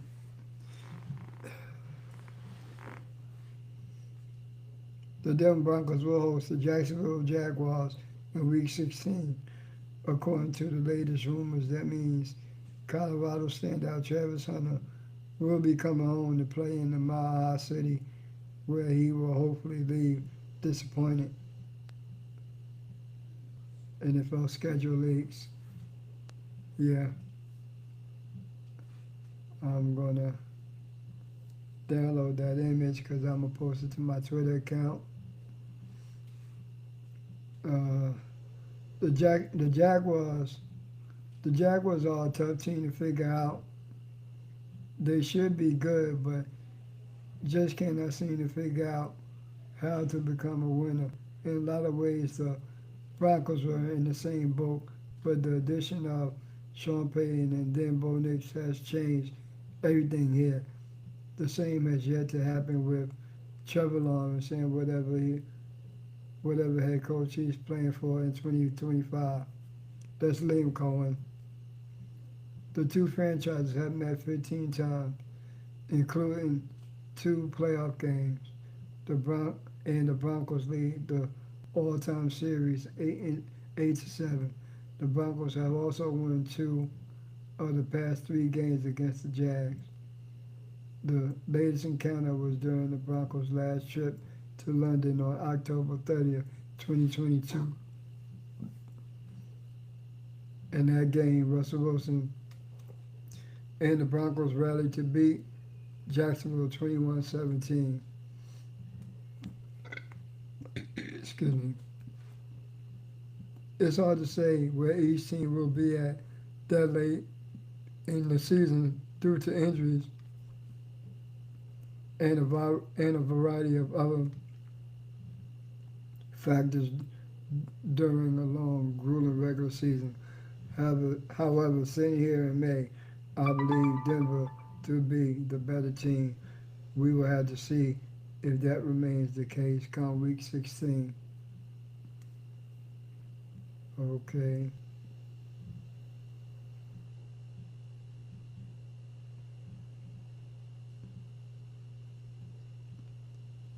Is that it from here?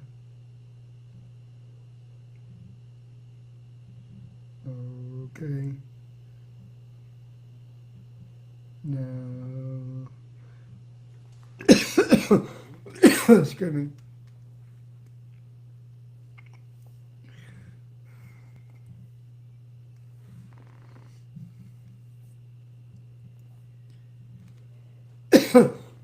Excuse me.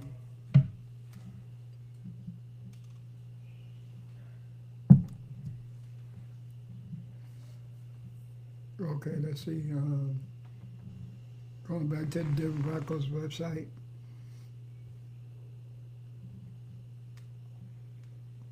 Just looking at, okay, Green Bay.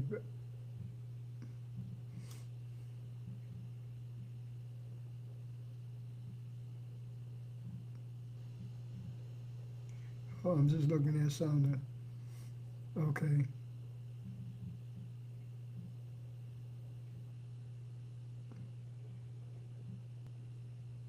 Okay, now we can also get into this here too.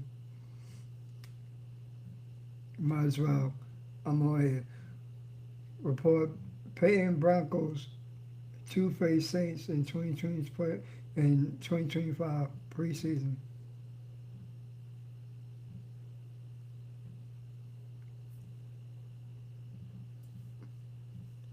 Okay, this is by Zach Calvin. I believe him. His sources are pretty accurate. Report Payton Broncos to face Saints. Excuse me.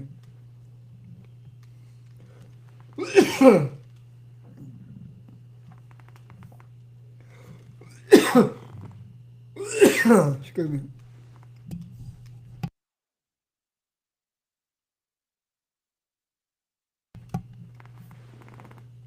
Sean Payton again returns to his old stomping grounds.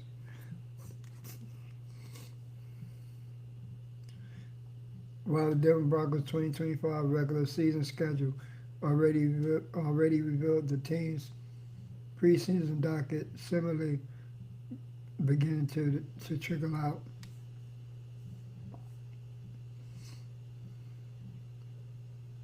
According to longtime beat reporter Nick Underhill, the Broncos are slated to face the Saints in New Orleans for the third and final exhibition contest this summer. The date and time for the game, which will be broadcasted on Nine News, have yet to be announced as of Wednesday evening. Though meaningless, it may be the preseason affair will mark the second return to New Orleans in as many years for Broncos and former Saints head coach Sean Payton. The clubs met during the 2024 regular season, with Denver winning in the blowout 33-10 on national TV. The victory meant that Payton officially beat all 32 NFL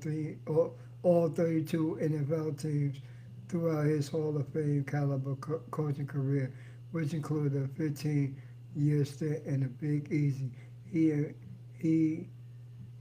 remarked after the game that I don't think this is the last time that am ever going to coach in this place, but also the juxtaposition in doing so, it means you had two jobs. Payne said someone brought that statistics up and we trying to guess who was on that list. Someone had brought it up yesterday or the day before. We don't think about things like that, but I know I had to have worked at two different organizations do it. I'm glad I am here. The trip down south for Denver bookends a West Coast road matchup against the San Francisco 49ers to kick off the preseason. A brief glimpse at the Broncos starters and more detailed look at their reserve units. Second preseason game will be sandwiched in between at Empire Field at Mile High. Following that, the Broncos will finalize the 53-man roster before kicking off the regular season game at home against the Tennessee Titans on Sunday, September 7th at 2:05 p.m. Mountain Time. Denver, Denver is ascending. Denver is ascending off its first playoff appearance in nearly a decade. Was awarded 3 primetime tilts as well as a game in London against New York Jets and a Christmas night showdown with the rival Chiefs in Kansas City. We embraced them, Peyton said last week of the Broncos' loftier 2025 expectations. The schedule comes out here in a few days.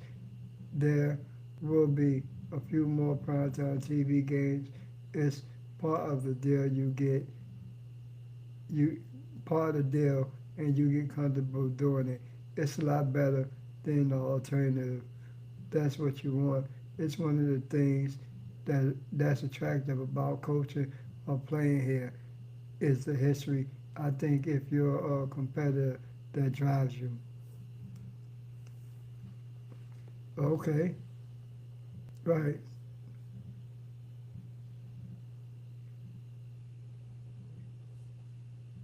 Let me see what else.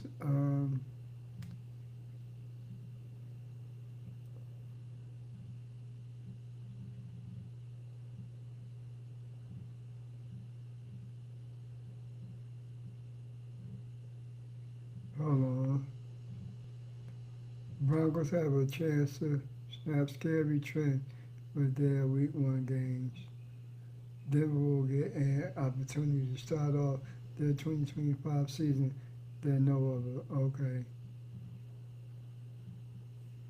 Yeah, let me read this. That's it from Barker.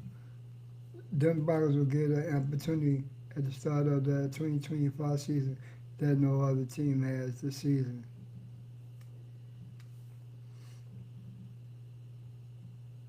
The Denver Broncos are going to be set to do something that no other team in the NFL will have the opportunity to do in Week 1 of the 2025 NFL season. The full schedule is not yet out at the time of this writing, but games are being leaked and released all Monday and Tuesday before the full release Wednesday, May 14. So far, it has been revealed that the Broncos will play the New York Jets in London in Week 6 and the Kansas City Chiefs on Christmas in Week 17. And now we know who this revamped offense and stacked defense will get a shot at in Week 1 and attempt to get their season off to a hot start. Yep. Bo Nix and Cam Ward, picture of that.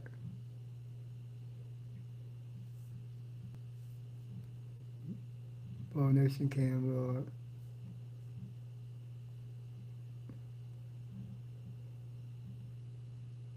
According to Jordan Schultz, the Denver Broncos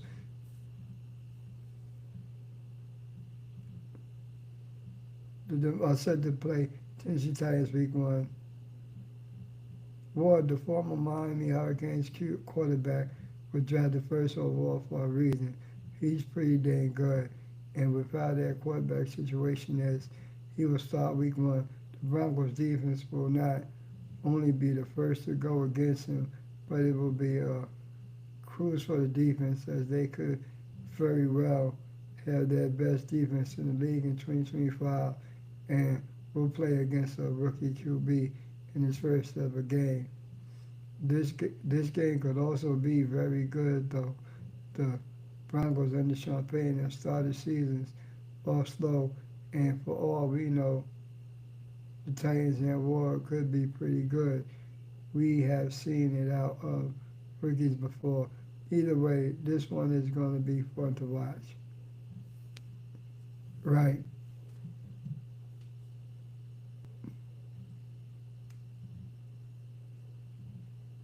Okay, this one right here going to be talking about the Christmas Day matchup.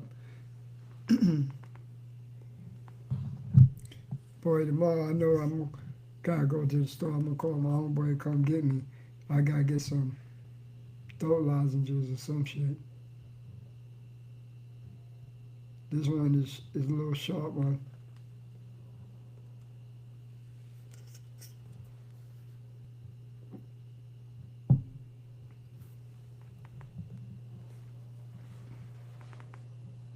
I got an hour and something to go. Be bullshitting around, figuring out shit on here. All right, Denver Broncos at Kansas City Chiefs. This is that Christmas Day game. Christmas night, basically. Says football fans can plan on wrapping up Christmas with an AFC West rivalry that could come with plenty of playoff implications. The Kansas City Chiefs will host the Denver Broncos on Christmas at 8:15 Eastern Time on Prime Video, the NFL announced on Monday. Kansas City has dominated the AFC West over the last decade, winning 9 straight division titles from 2016 to 2024. But Denver's rise to prominence under Sean Payton in 2024 suggests the going might not be as easy for the Chiefs in 2025, with Bo Nix and a collection of talent at his disposal. Payton's Broncos are aiming to take the next step by challenging for the throne that the Chiefs have claimed annually for the entirety of Patrick Mahomes' career. If they reach the holidays with a chance to accomplish that goal, the matchup will make for a highly intriguing closure for the Christmas Day slate. Right.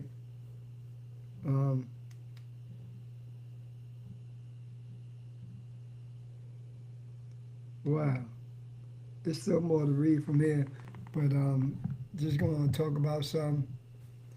I'm like, wow. But look, we already know what Courtland Sutton is like. You know, court is court. Him and Bo is like this. You know what I mean? So, you know that's Bo Nix's go-to guy. But that could change because I think Pat Bryant is going to be that wide receiver. You know what I mean? Like, coming out of Illinois, he only dropped 1 pass every 78 passes. He catches everything. He's just as tall as, he's like, what, 6'2", 6'3", something like that. He comes down with everything. He catches everything. And then, like, you gotta also know that we got Evan Ingram. So that Week 16 game against Jacksonville, well, that's at home, so that's not actually a revenge game in Jacksonville, but it's still going to be Evan Ingram's revenge game. But we're going to be playing the Jacksonville Jaguars, so you know Evan Ingram is going to want to show off for that game. But Troy Franklin, I believe Troy Franklin is going to take a real big leap this year. He started taking them leaps last year. Devon Vile going to be better. Excuse me. Marvin Mims actually started coming on strong. Marvin Mims started coming on strong last year, toward the end of the season. I hope that continues for Marvin Mims. Look, the Broncos playmakers are going to be better. This offense is going to be better. Number one, this offense is going to have a running game, right? This offense is going to have a running game. It's going to be probably led by, around this time around, like Week 13, it's going to probably be led by R.J. Harvey. But it's going to be a running game this year. And then Sean Payton going to have some quarterback runs. So it ain't going to be like last year where we ain't really have no running game.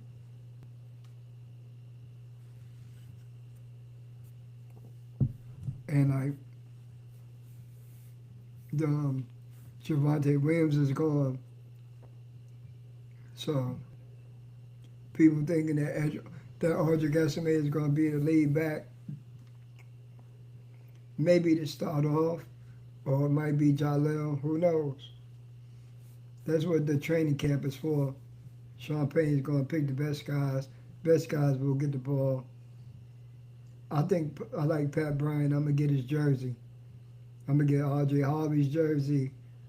Um, I gotta get. I'm gonna get Jade's. Gotta get that too.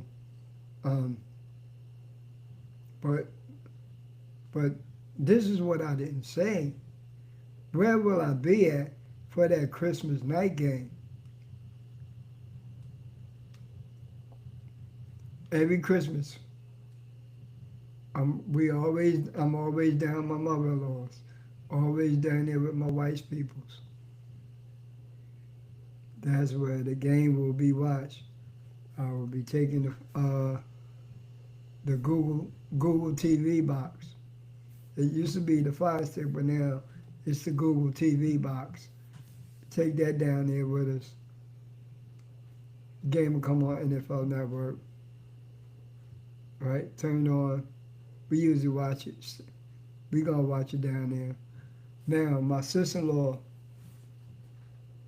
has a rule. Oh, part of my coughing, as you know, I deal with thyroids. I take medicine for my thyroids, and then my cold is going away. So if I had third lounges, I gotta buy some. Probably call my homeboy sometime this week if it ain't raining tomorrow. Come scoop me up. But yeah, be down. My sister-in-law has a rule. I cannot. She's a Panther fan, mind you. That's why I told you. My wife's a Panther fan. She's a Panther fan. So I do my podcast for them.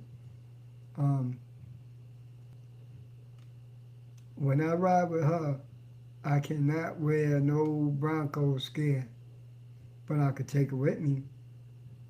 And when I get to my mother-in-law house, jersey goes on for the game, right there, like that. Yeah. So that's where I'll be watching the Broncos and Chiefs game, that Christmas night game. Be down at my mother-in-law's house, and it's gonna be a good game. But and I keep saying this.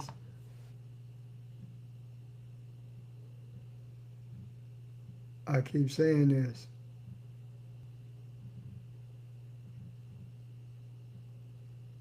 I think okay, I'm gonna read this one right here. But I keep saying this. The Broncos are gonna sweep the Chiefs this year. Yeah, this is the year they do it. And the Broncos gonna reclaim the West. They're gonna take back the West. Okay. The top five most compelling matchups on the Broncos 2025 schedule.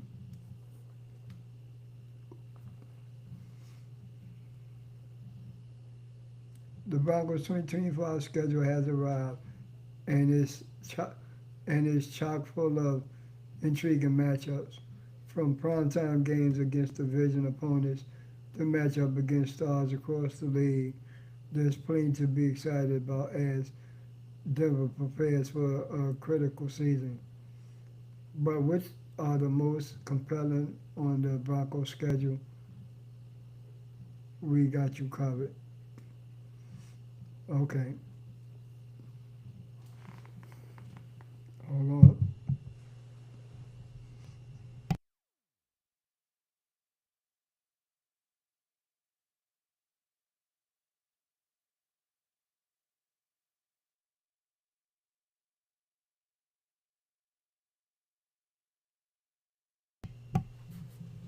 Okay, now they starting by They said 5 most compelling games. So, okay. 5 is, they got 5 Broncos versus Titans week 1. There's always juice for a season opener. Broncos country will get its first look at this year's team at home, and there's plenty of storylines to track. Bo Nix will aim to take a step in year 2. The Broncos' star-studded secondary will likely face first overall pick Cam Ward, Denver's big-name free agent class that includes Evan Ingram, Tano Funga, and Dre Greenlaw should make its debut. Plus, from a big picture standpoint, the Broncos will get the chance to set the tone for a season in which they hope to take the next step. Earning a win in this game feels important, given the Broncos haven't won a season opener since 2021, and that 4 of Denver's next 5 games come on the road. Okay. Now this is the 4th one. Broncos versus Chargers, week 18. There were signs this could be coming when the Broncos. There were signs this could be coming when the NFL announced the Broncos would play Christmas Day against the Chiefs. It set the stage for Denver to finish this year against the Chargers or Raiders. Sure enough, 2 of the 2024 AFC West wildcard teams will face off at Empire Field at Mile High to end the regular season, while Denver's primetime meeting with KC will earn more hype. More on that in a moment. This game may be just as important. It's certainly feasible the Broncos matchup with Justin Herbert and the Chargers could determine playoff seedings and even which team wins the AFC West. The Broncos held a double-digit lead in Los Angeles last year with a chance to clinch a playoff berth before the Chargers made a comeback, and Denver will surely want to get in the win column after they took both matchups in 2024. Both games were decided by 7 points a year ago, and it seems entirely likely we'll see a similar competitive game to end the regular season. Yes, we will. Yep, yes, we will. Okay, now this is grinding down to number 3.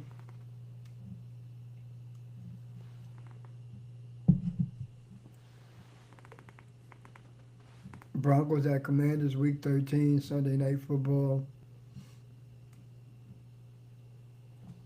I seriously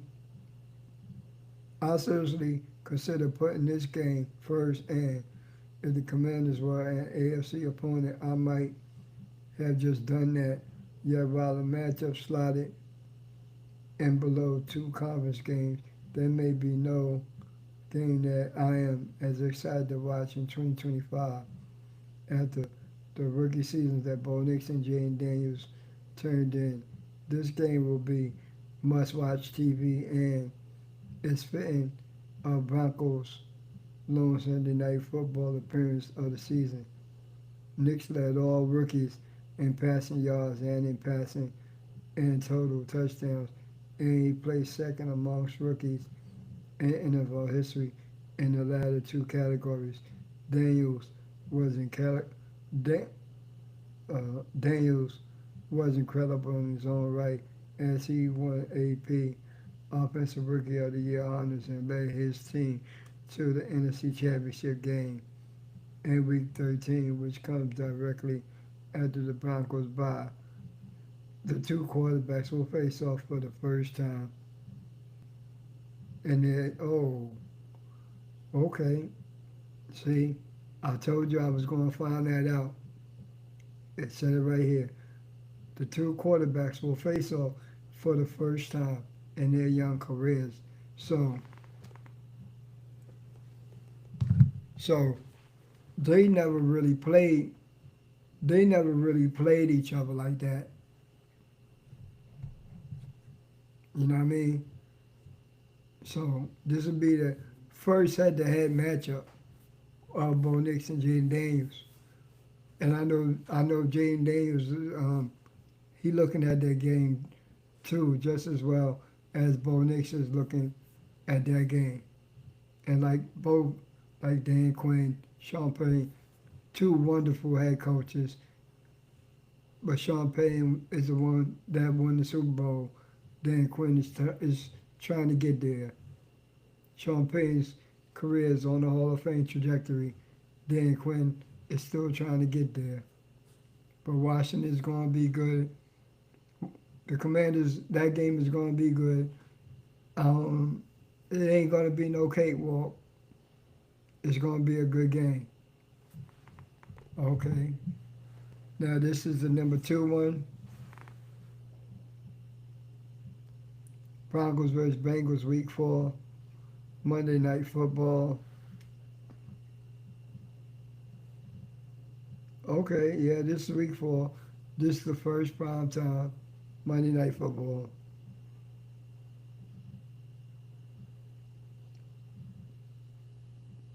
There's a real argument to be made that the Broncos' battle with the Bengals last season was the game of the year in the NFL. Knicks made some incredible throws. Passertan forced a crucial fumble. The Broncos defense got after Joe Burrow, and Martin Mims Jr. pulled off a spectacular touchdown grab to help send the game to overtime. The Kevin Harlan called the Mims grab only made the moment better. While the game ended in heartbreak for the Broncos, the back and forth affair showed Nick's poise in big moments and was highly entertaining. This time, the primetime meeting comes in Denver, and the Broncos have added to their secondary to help combat Cincinnati's high-powered offense. First-round pick Sade Barron could be crucial in helping Surtain, Riley Morris, Jaquan Millen, and Co. grapple with an MVP candidate in Joe Burrow and two highly talented receivers in Jamal Chase and T. Higgins. Each game plays out differently, but it won't be shocking to see some fireworks in this one. And while the Bengals missed out on the playoffs in 2024, it would be surprising if this game doesn't have late season playoff implications. Right.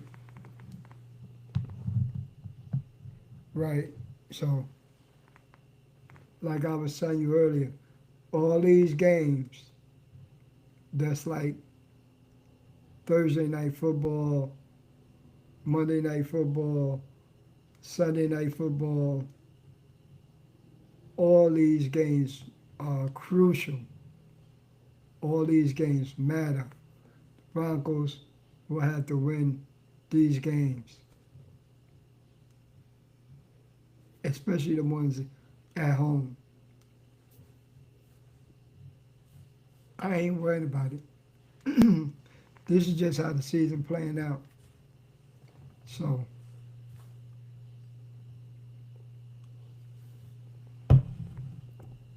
I know I got to edit. Somehow I hope I can edit that long cough out. I forgot that I could cancel, Okay. Now this is the number 1 matchup. We was counting down from 5 to 1. Now we have 1. We already know which one is that. That's Broncos at Chiefs, Week 17, Thursday Night Football on Christmas Day.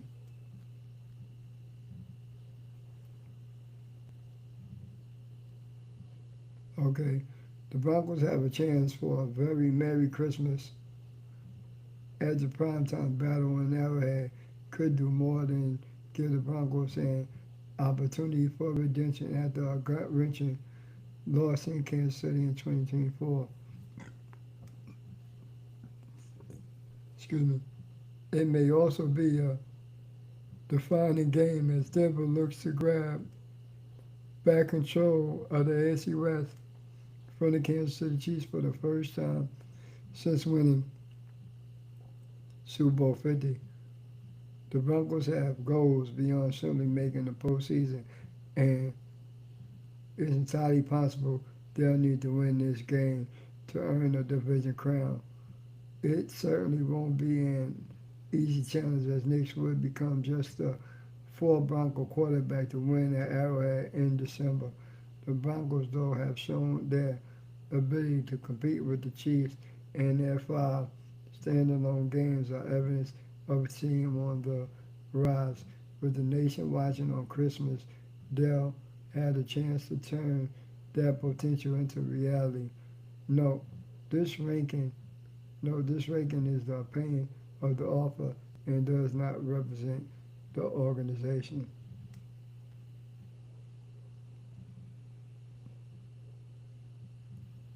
Okay.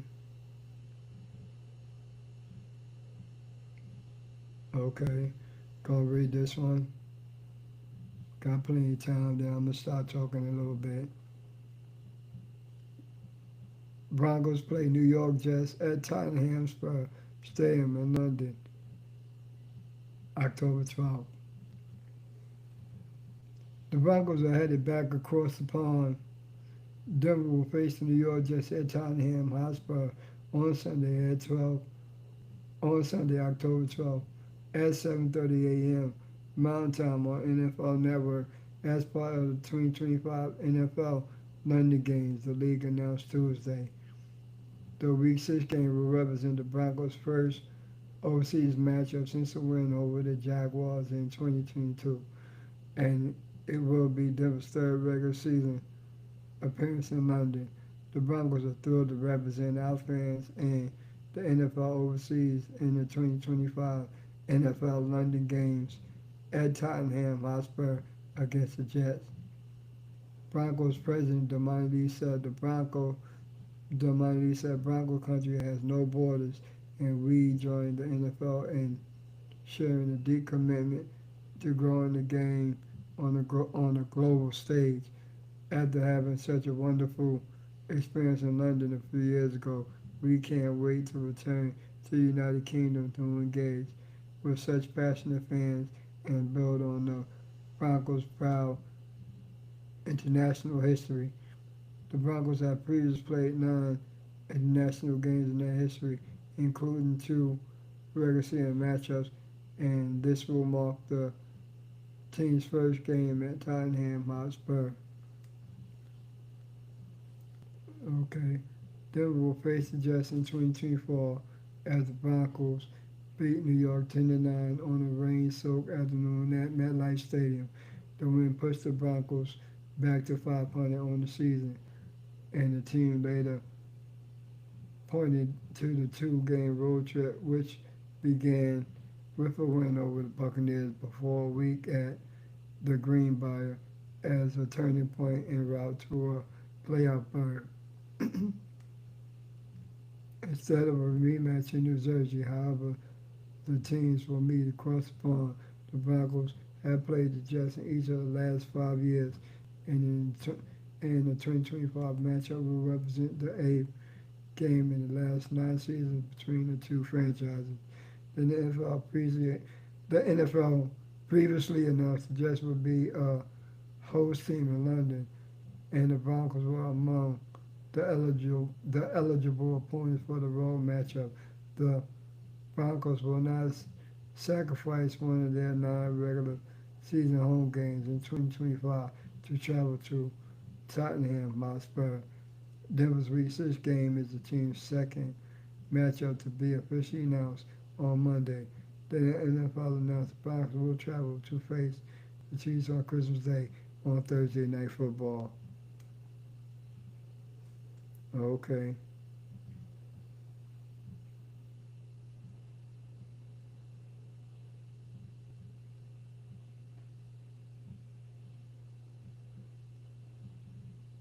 Hold on a second.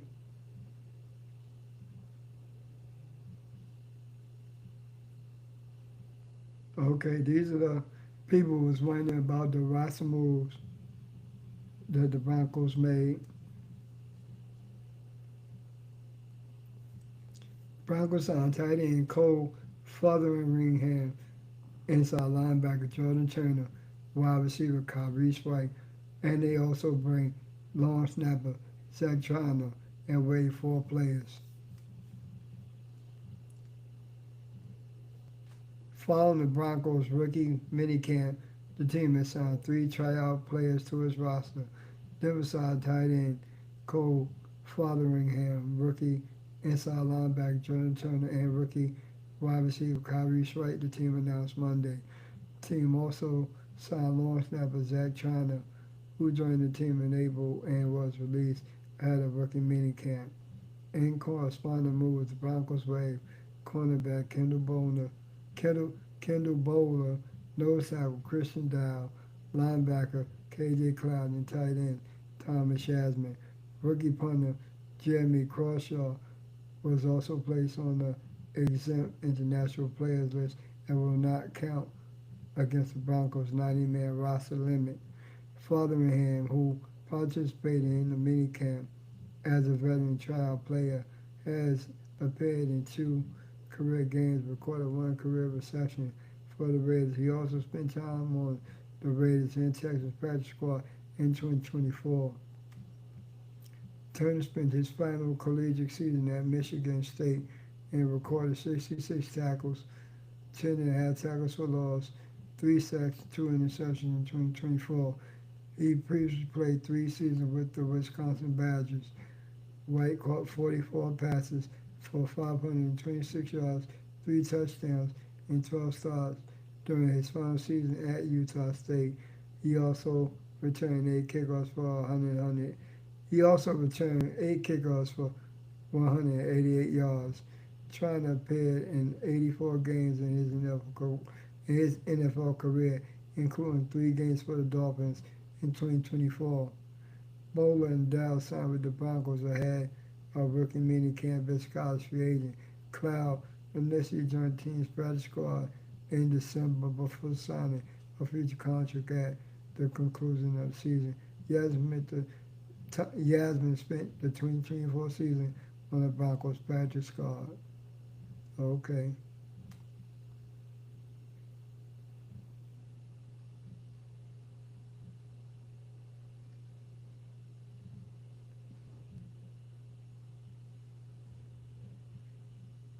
Hold on 1 second.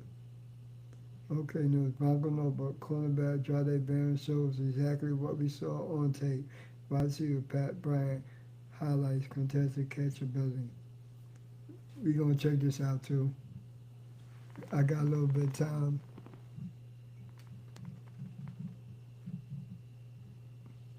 Broncos know cornerback Jade Barron shows exactly what we saw on tape.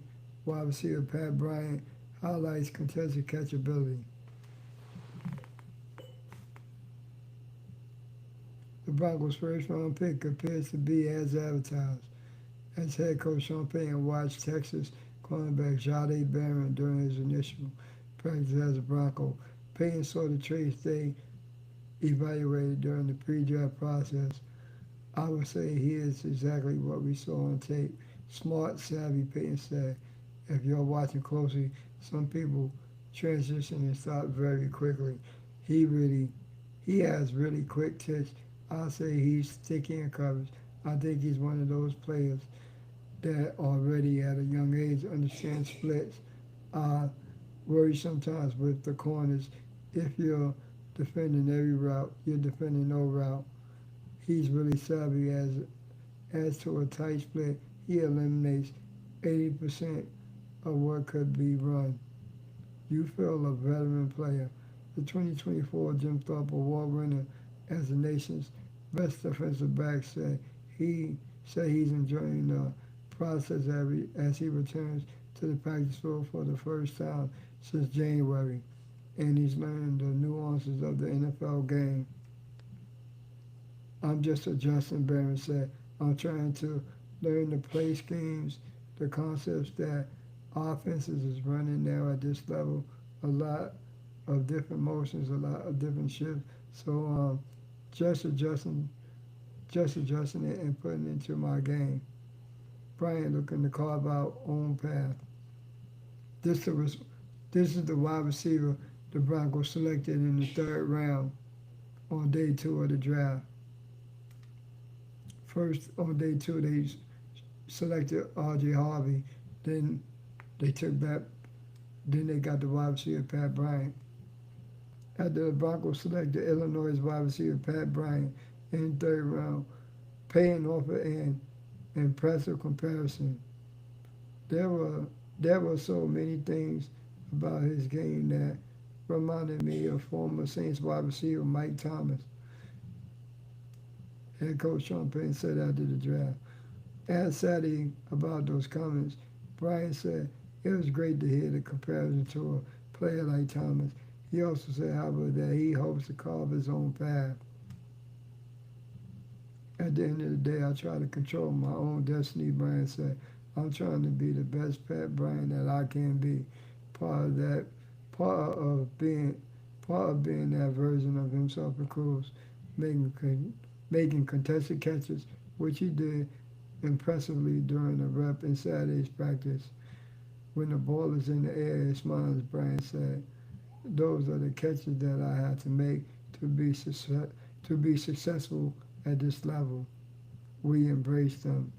A year ago, the Broncos faced low external expectation and took on and met the challenge. This year, the national narrative surrounding the Broncos is far more positive, and Payton said the team will embrace the higher expectations. One of the first signs of those expectations could come with Wednesday's schedule release, and Payton said he expects to see more primetime games than the team played in 2024. It's part of the deal. You get comfortable doing it. Payton said it's a lot better than the alternative. That he said that's what you want.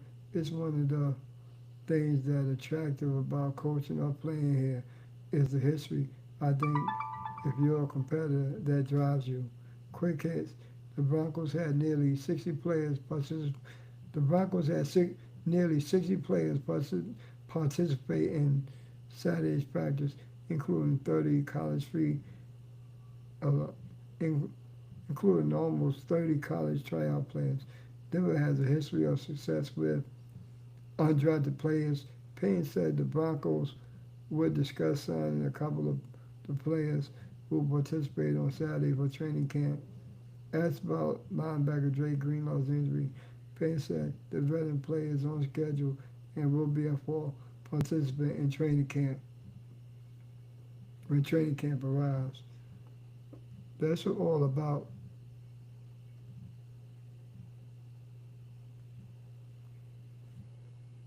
I can read this about R.J. Harvey.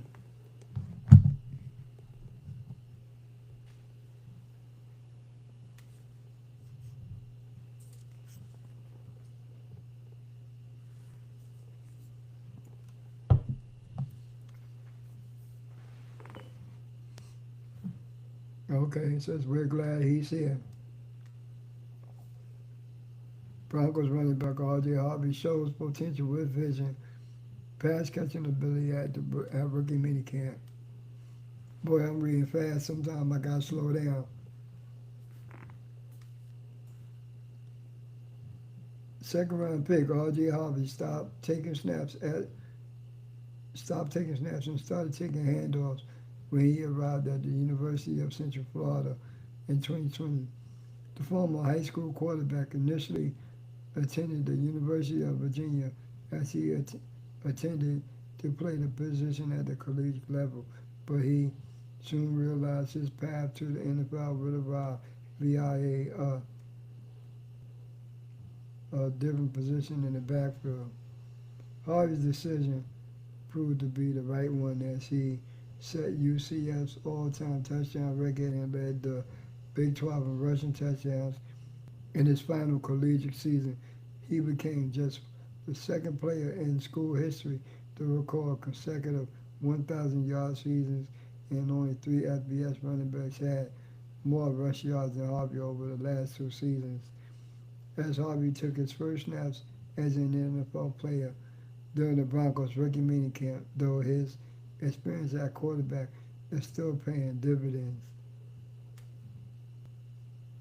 I feel like playing quarterback has given me an advantage with my vision, Harvey said Saturday. I know what to expect. I can see what the defenses is doing. I feel like that is giving me an advantage. General Manager George Paton said after the 2025 NFL draft that Harvey may have the best vision of any running back in the draft, and the skill was on display during Saturday's open practice. So too was Harvey's ability to catch the ball out of the backfield. While he caught just 20 passes last season, Harvey showed his athleticism on Saturday, and head coach Sean Payton said the team was intentional in getting the younger player reps.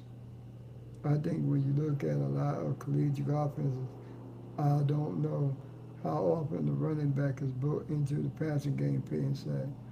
I think they are to some degree, but maybe a little bit more so at the NFL level. Today we had 2 or 3 schemes that went in. If you get one of those plays in the script, we try to make sure he's getting that rep. Payne said Harvey will have the ability to play on third down in addition to first and second because of a variety of protection options. There's a lot we can do to really suit his strengths, Payton said. And while Payton said the Broncos won't make a habit of asking Harvey to block larger blitzing linebackers, he does think Harvey built well will allow him to find success. If you watch his stature, he's put together pretty well. Payton said. So there's a difference between a small runner and a short runner. We're not interested in the small runners, but we're okay with the short runners. As the Broncos develop their vision for Harvey, the young running back has already watched film of former Saints rushers, Darren Sproles, Alvin Kamara. I definitely want to be like those guys, Harvey said. In the early days of practice, Payton of the Broncos seemed encouraged by Harvey's progress. He's picked up very quickly on what we're doing, Payton said. You can tell it's real important to him. He looked good, though we glad he's here. Harvey replied, who replied, Bo Nix Fernandez, what made Denver an attractive landing spot, is glad to be with the Broncos as well. I'm just so blessed and happy to be here in Broncos country, Harvey said. I'm just ready to showcase my skills to everybody. Right. That's all I'm going to read. I really got to give me some throat lozenges. You know what I mean? I take medicine for my thyroid, so everybody deal with something. But yeah, that's just basically it. The Broncos have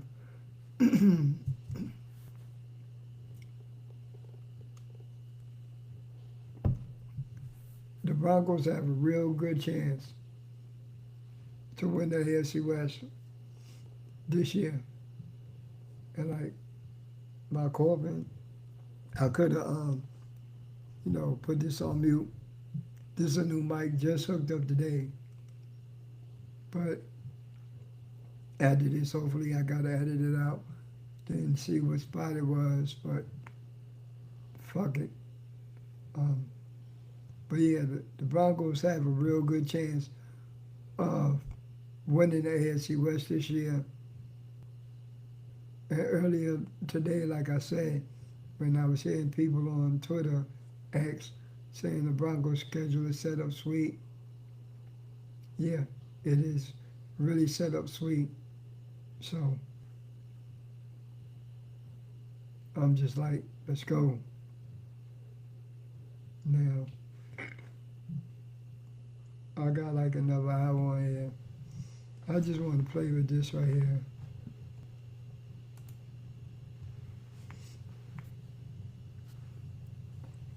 Some music.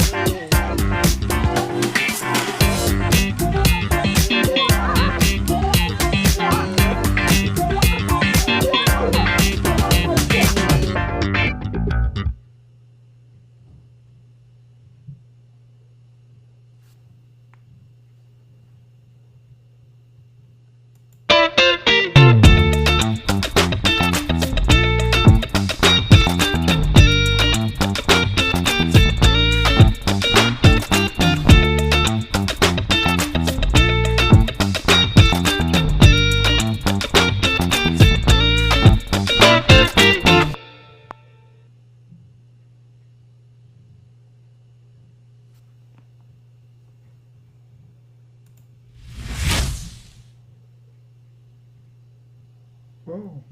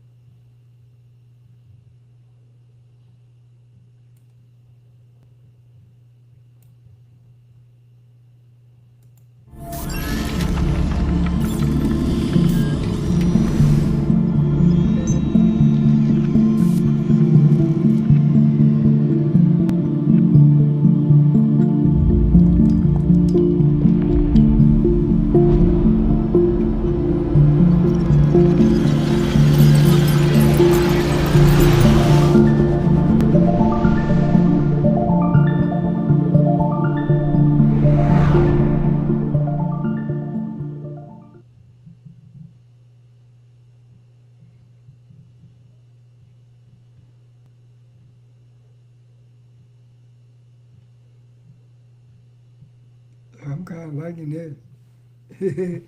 Right now, I'm just playing around with it, man. See tags.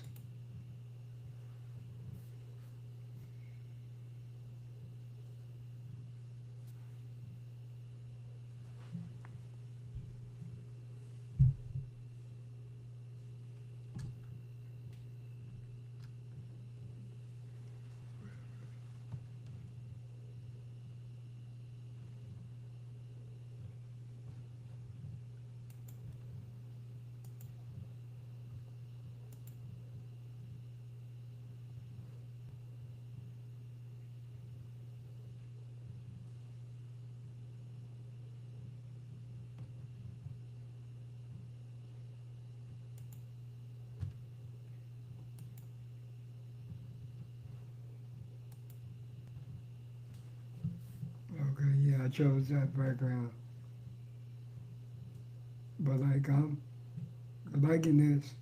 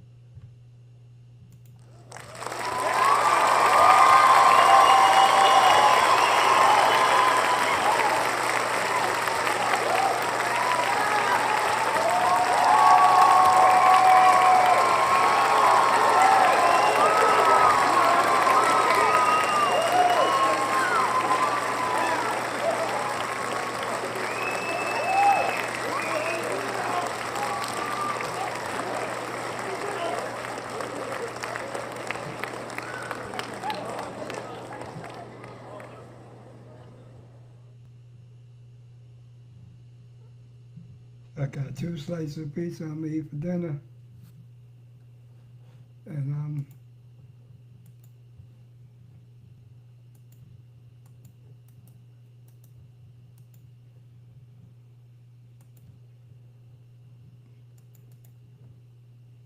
good.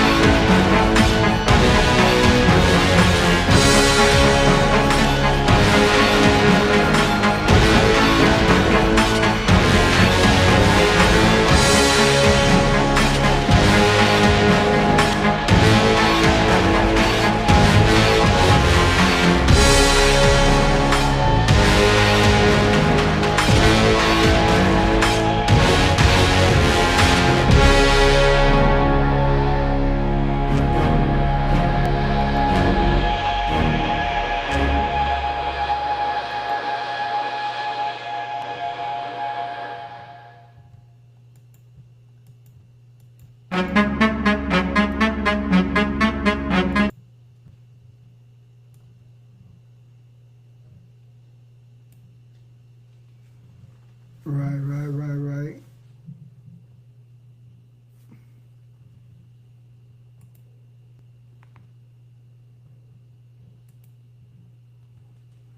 Um, I know I'm about to probably end this a little bit. Trying to see if I get this message.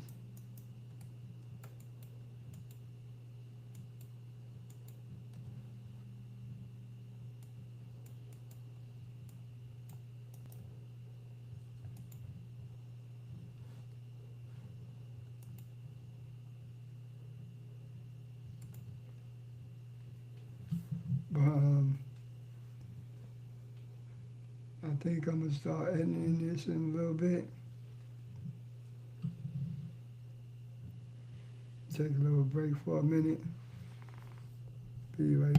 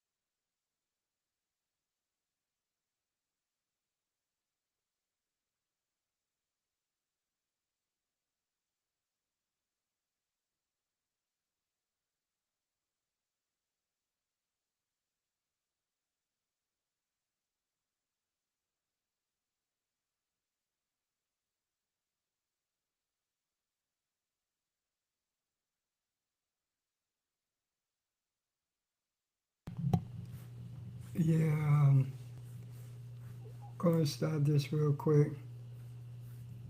Uh, Still probably have like 45 minutes left,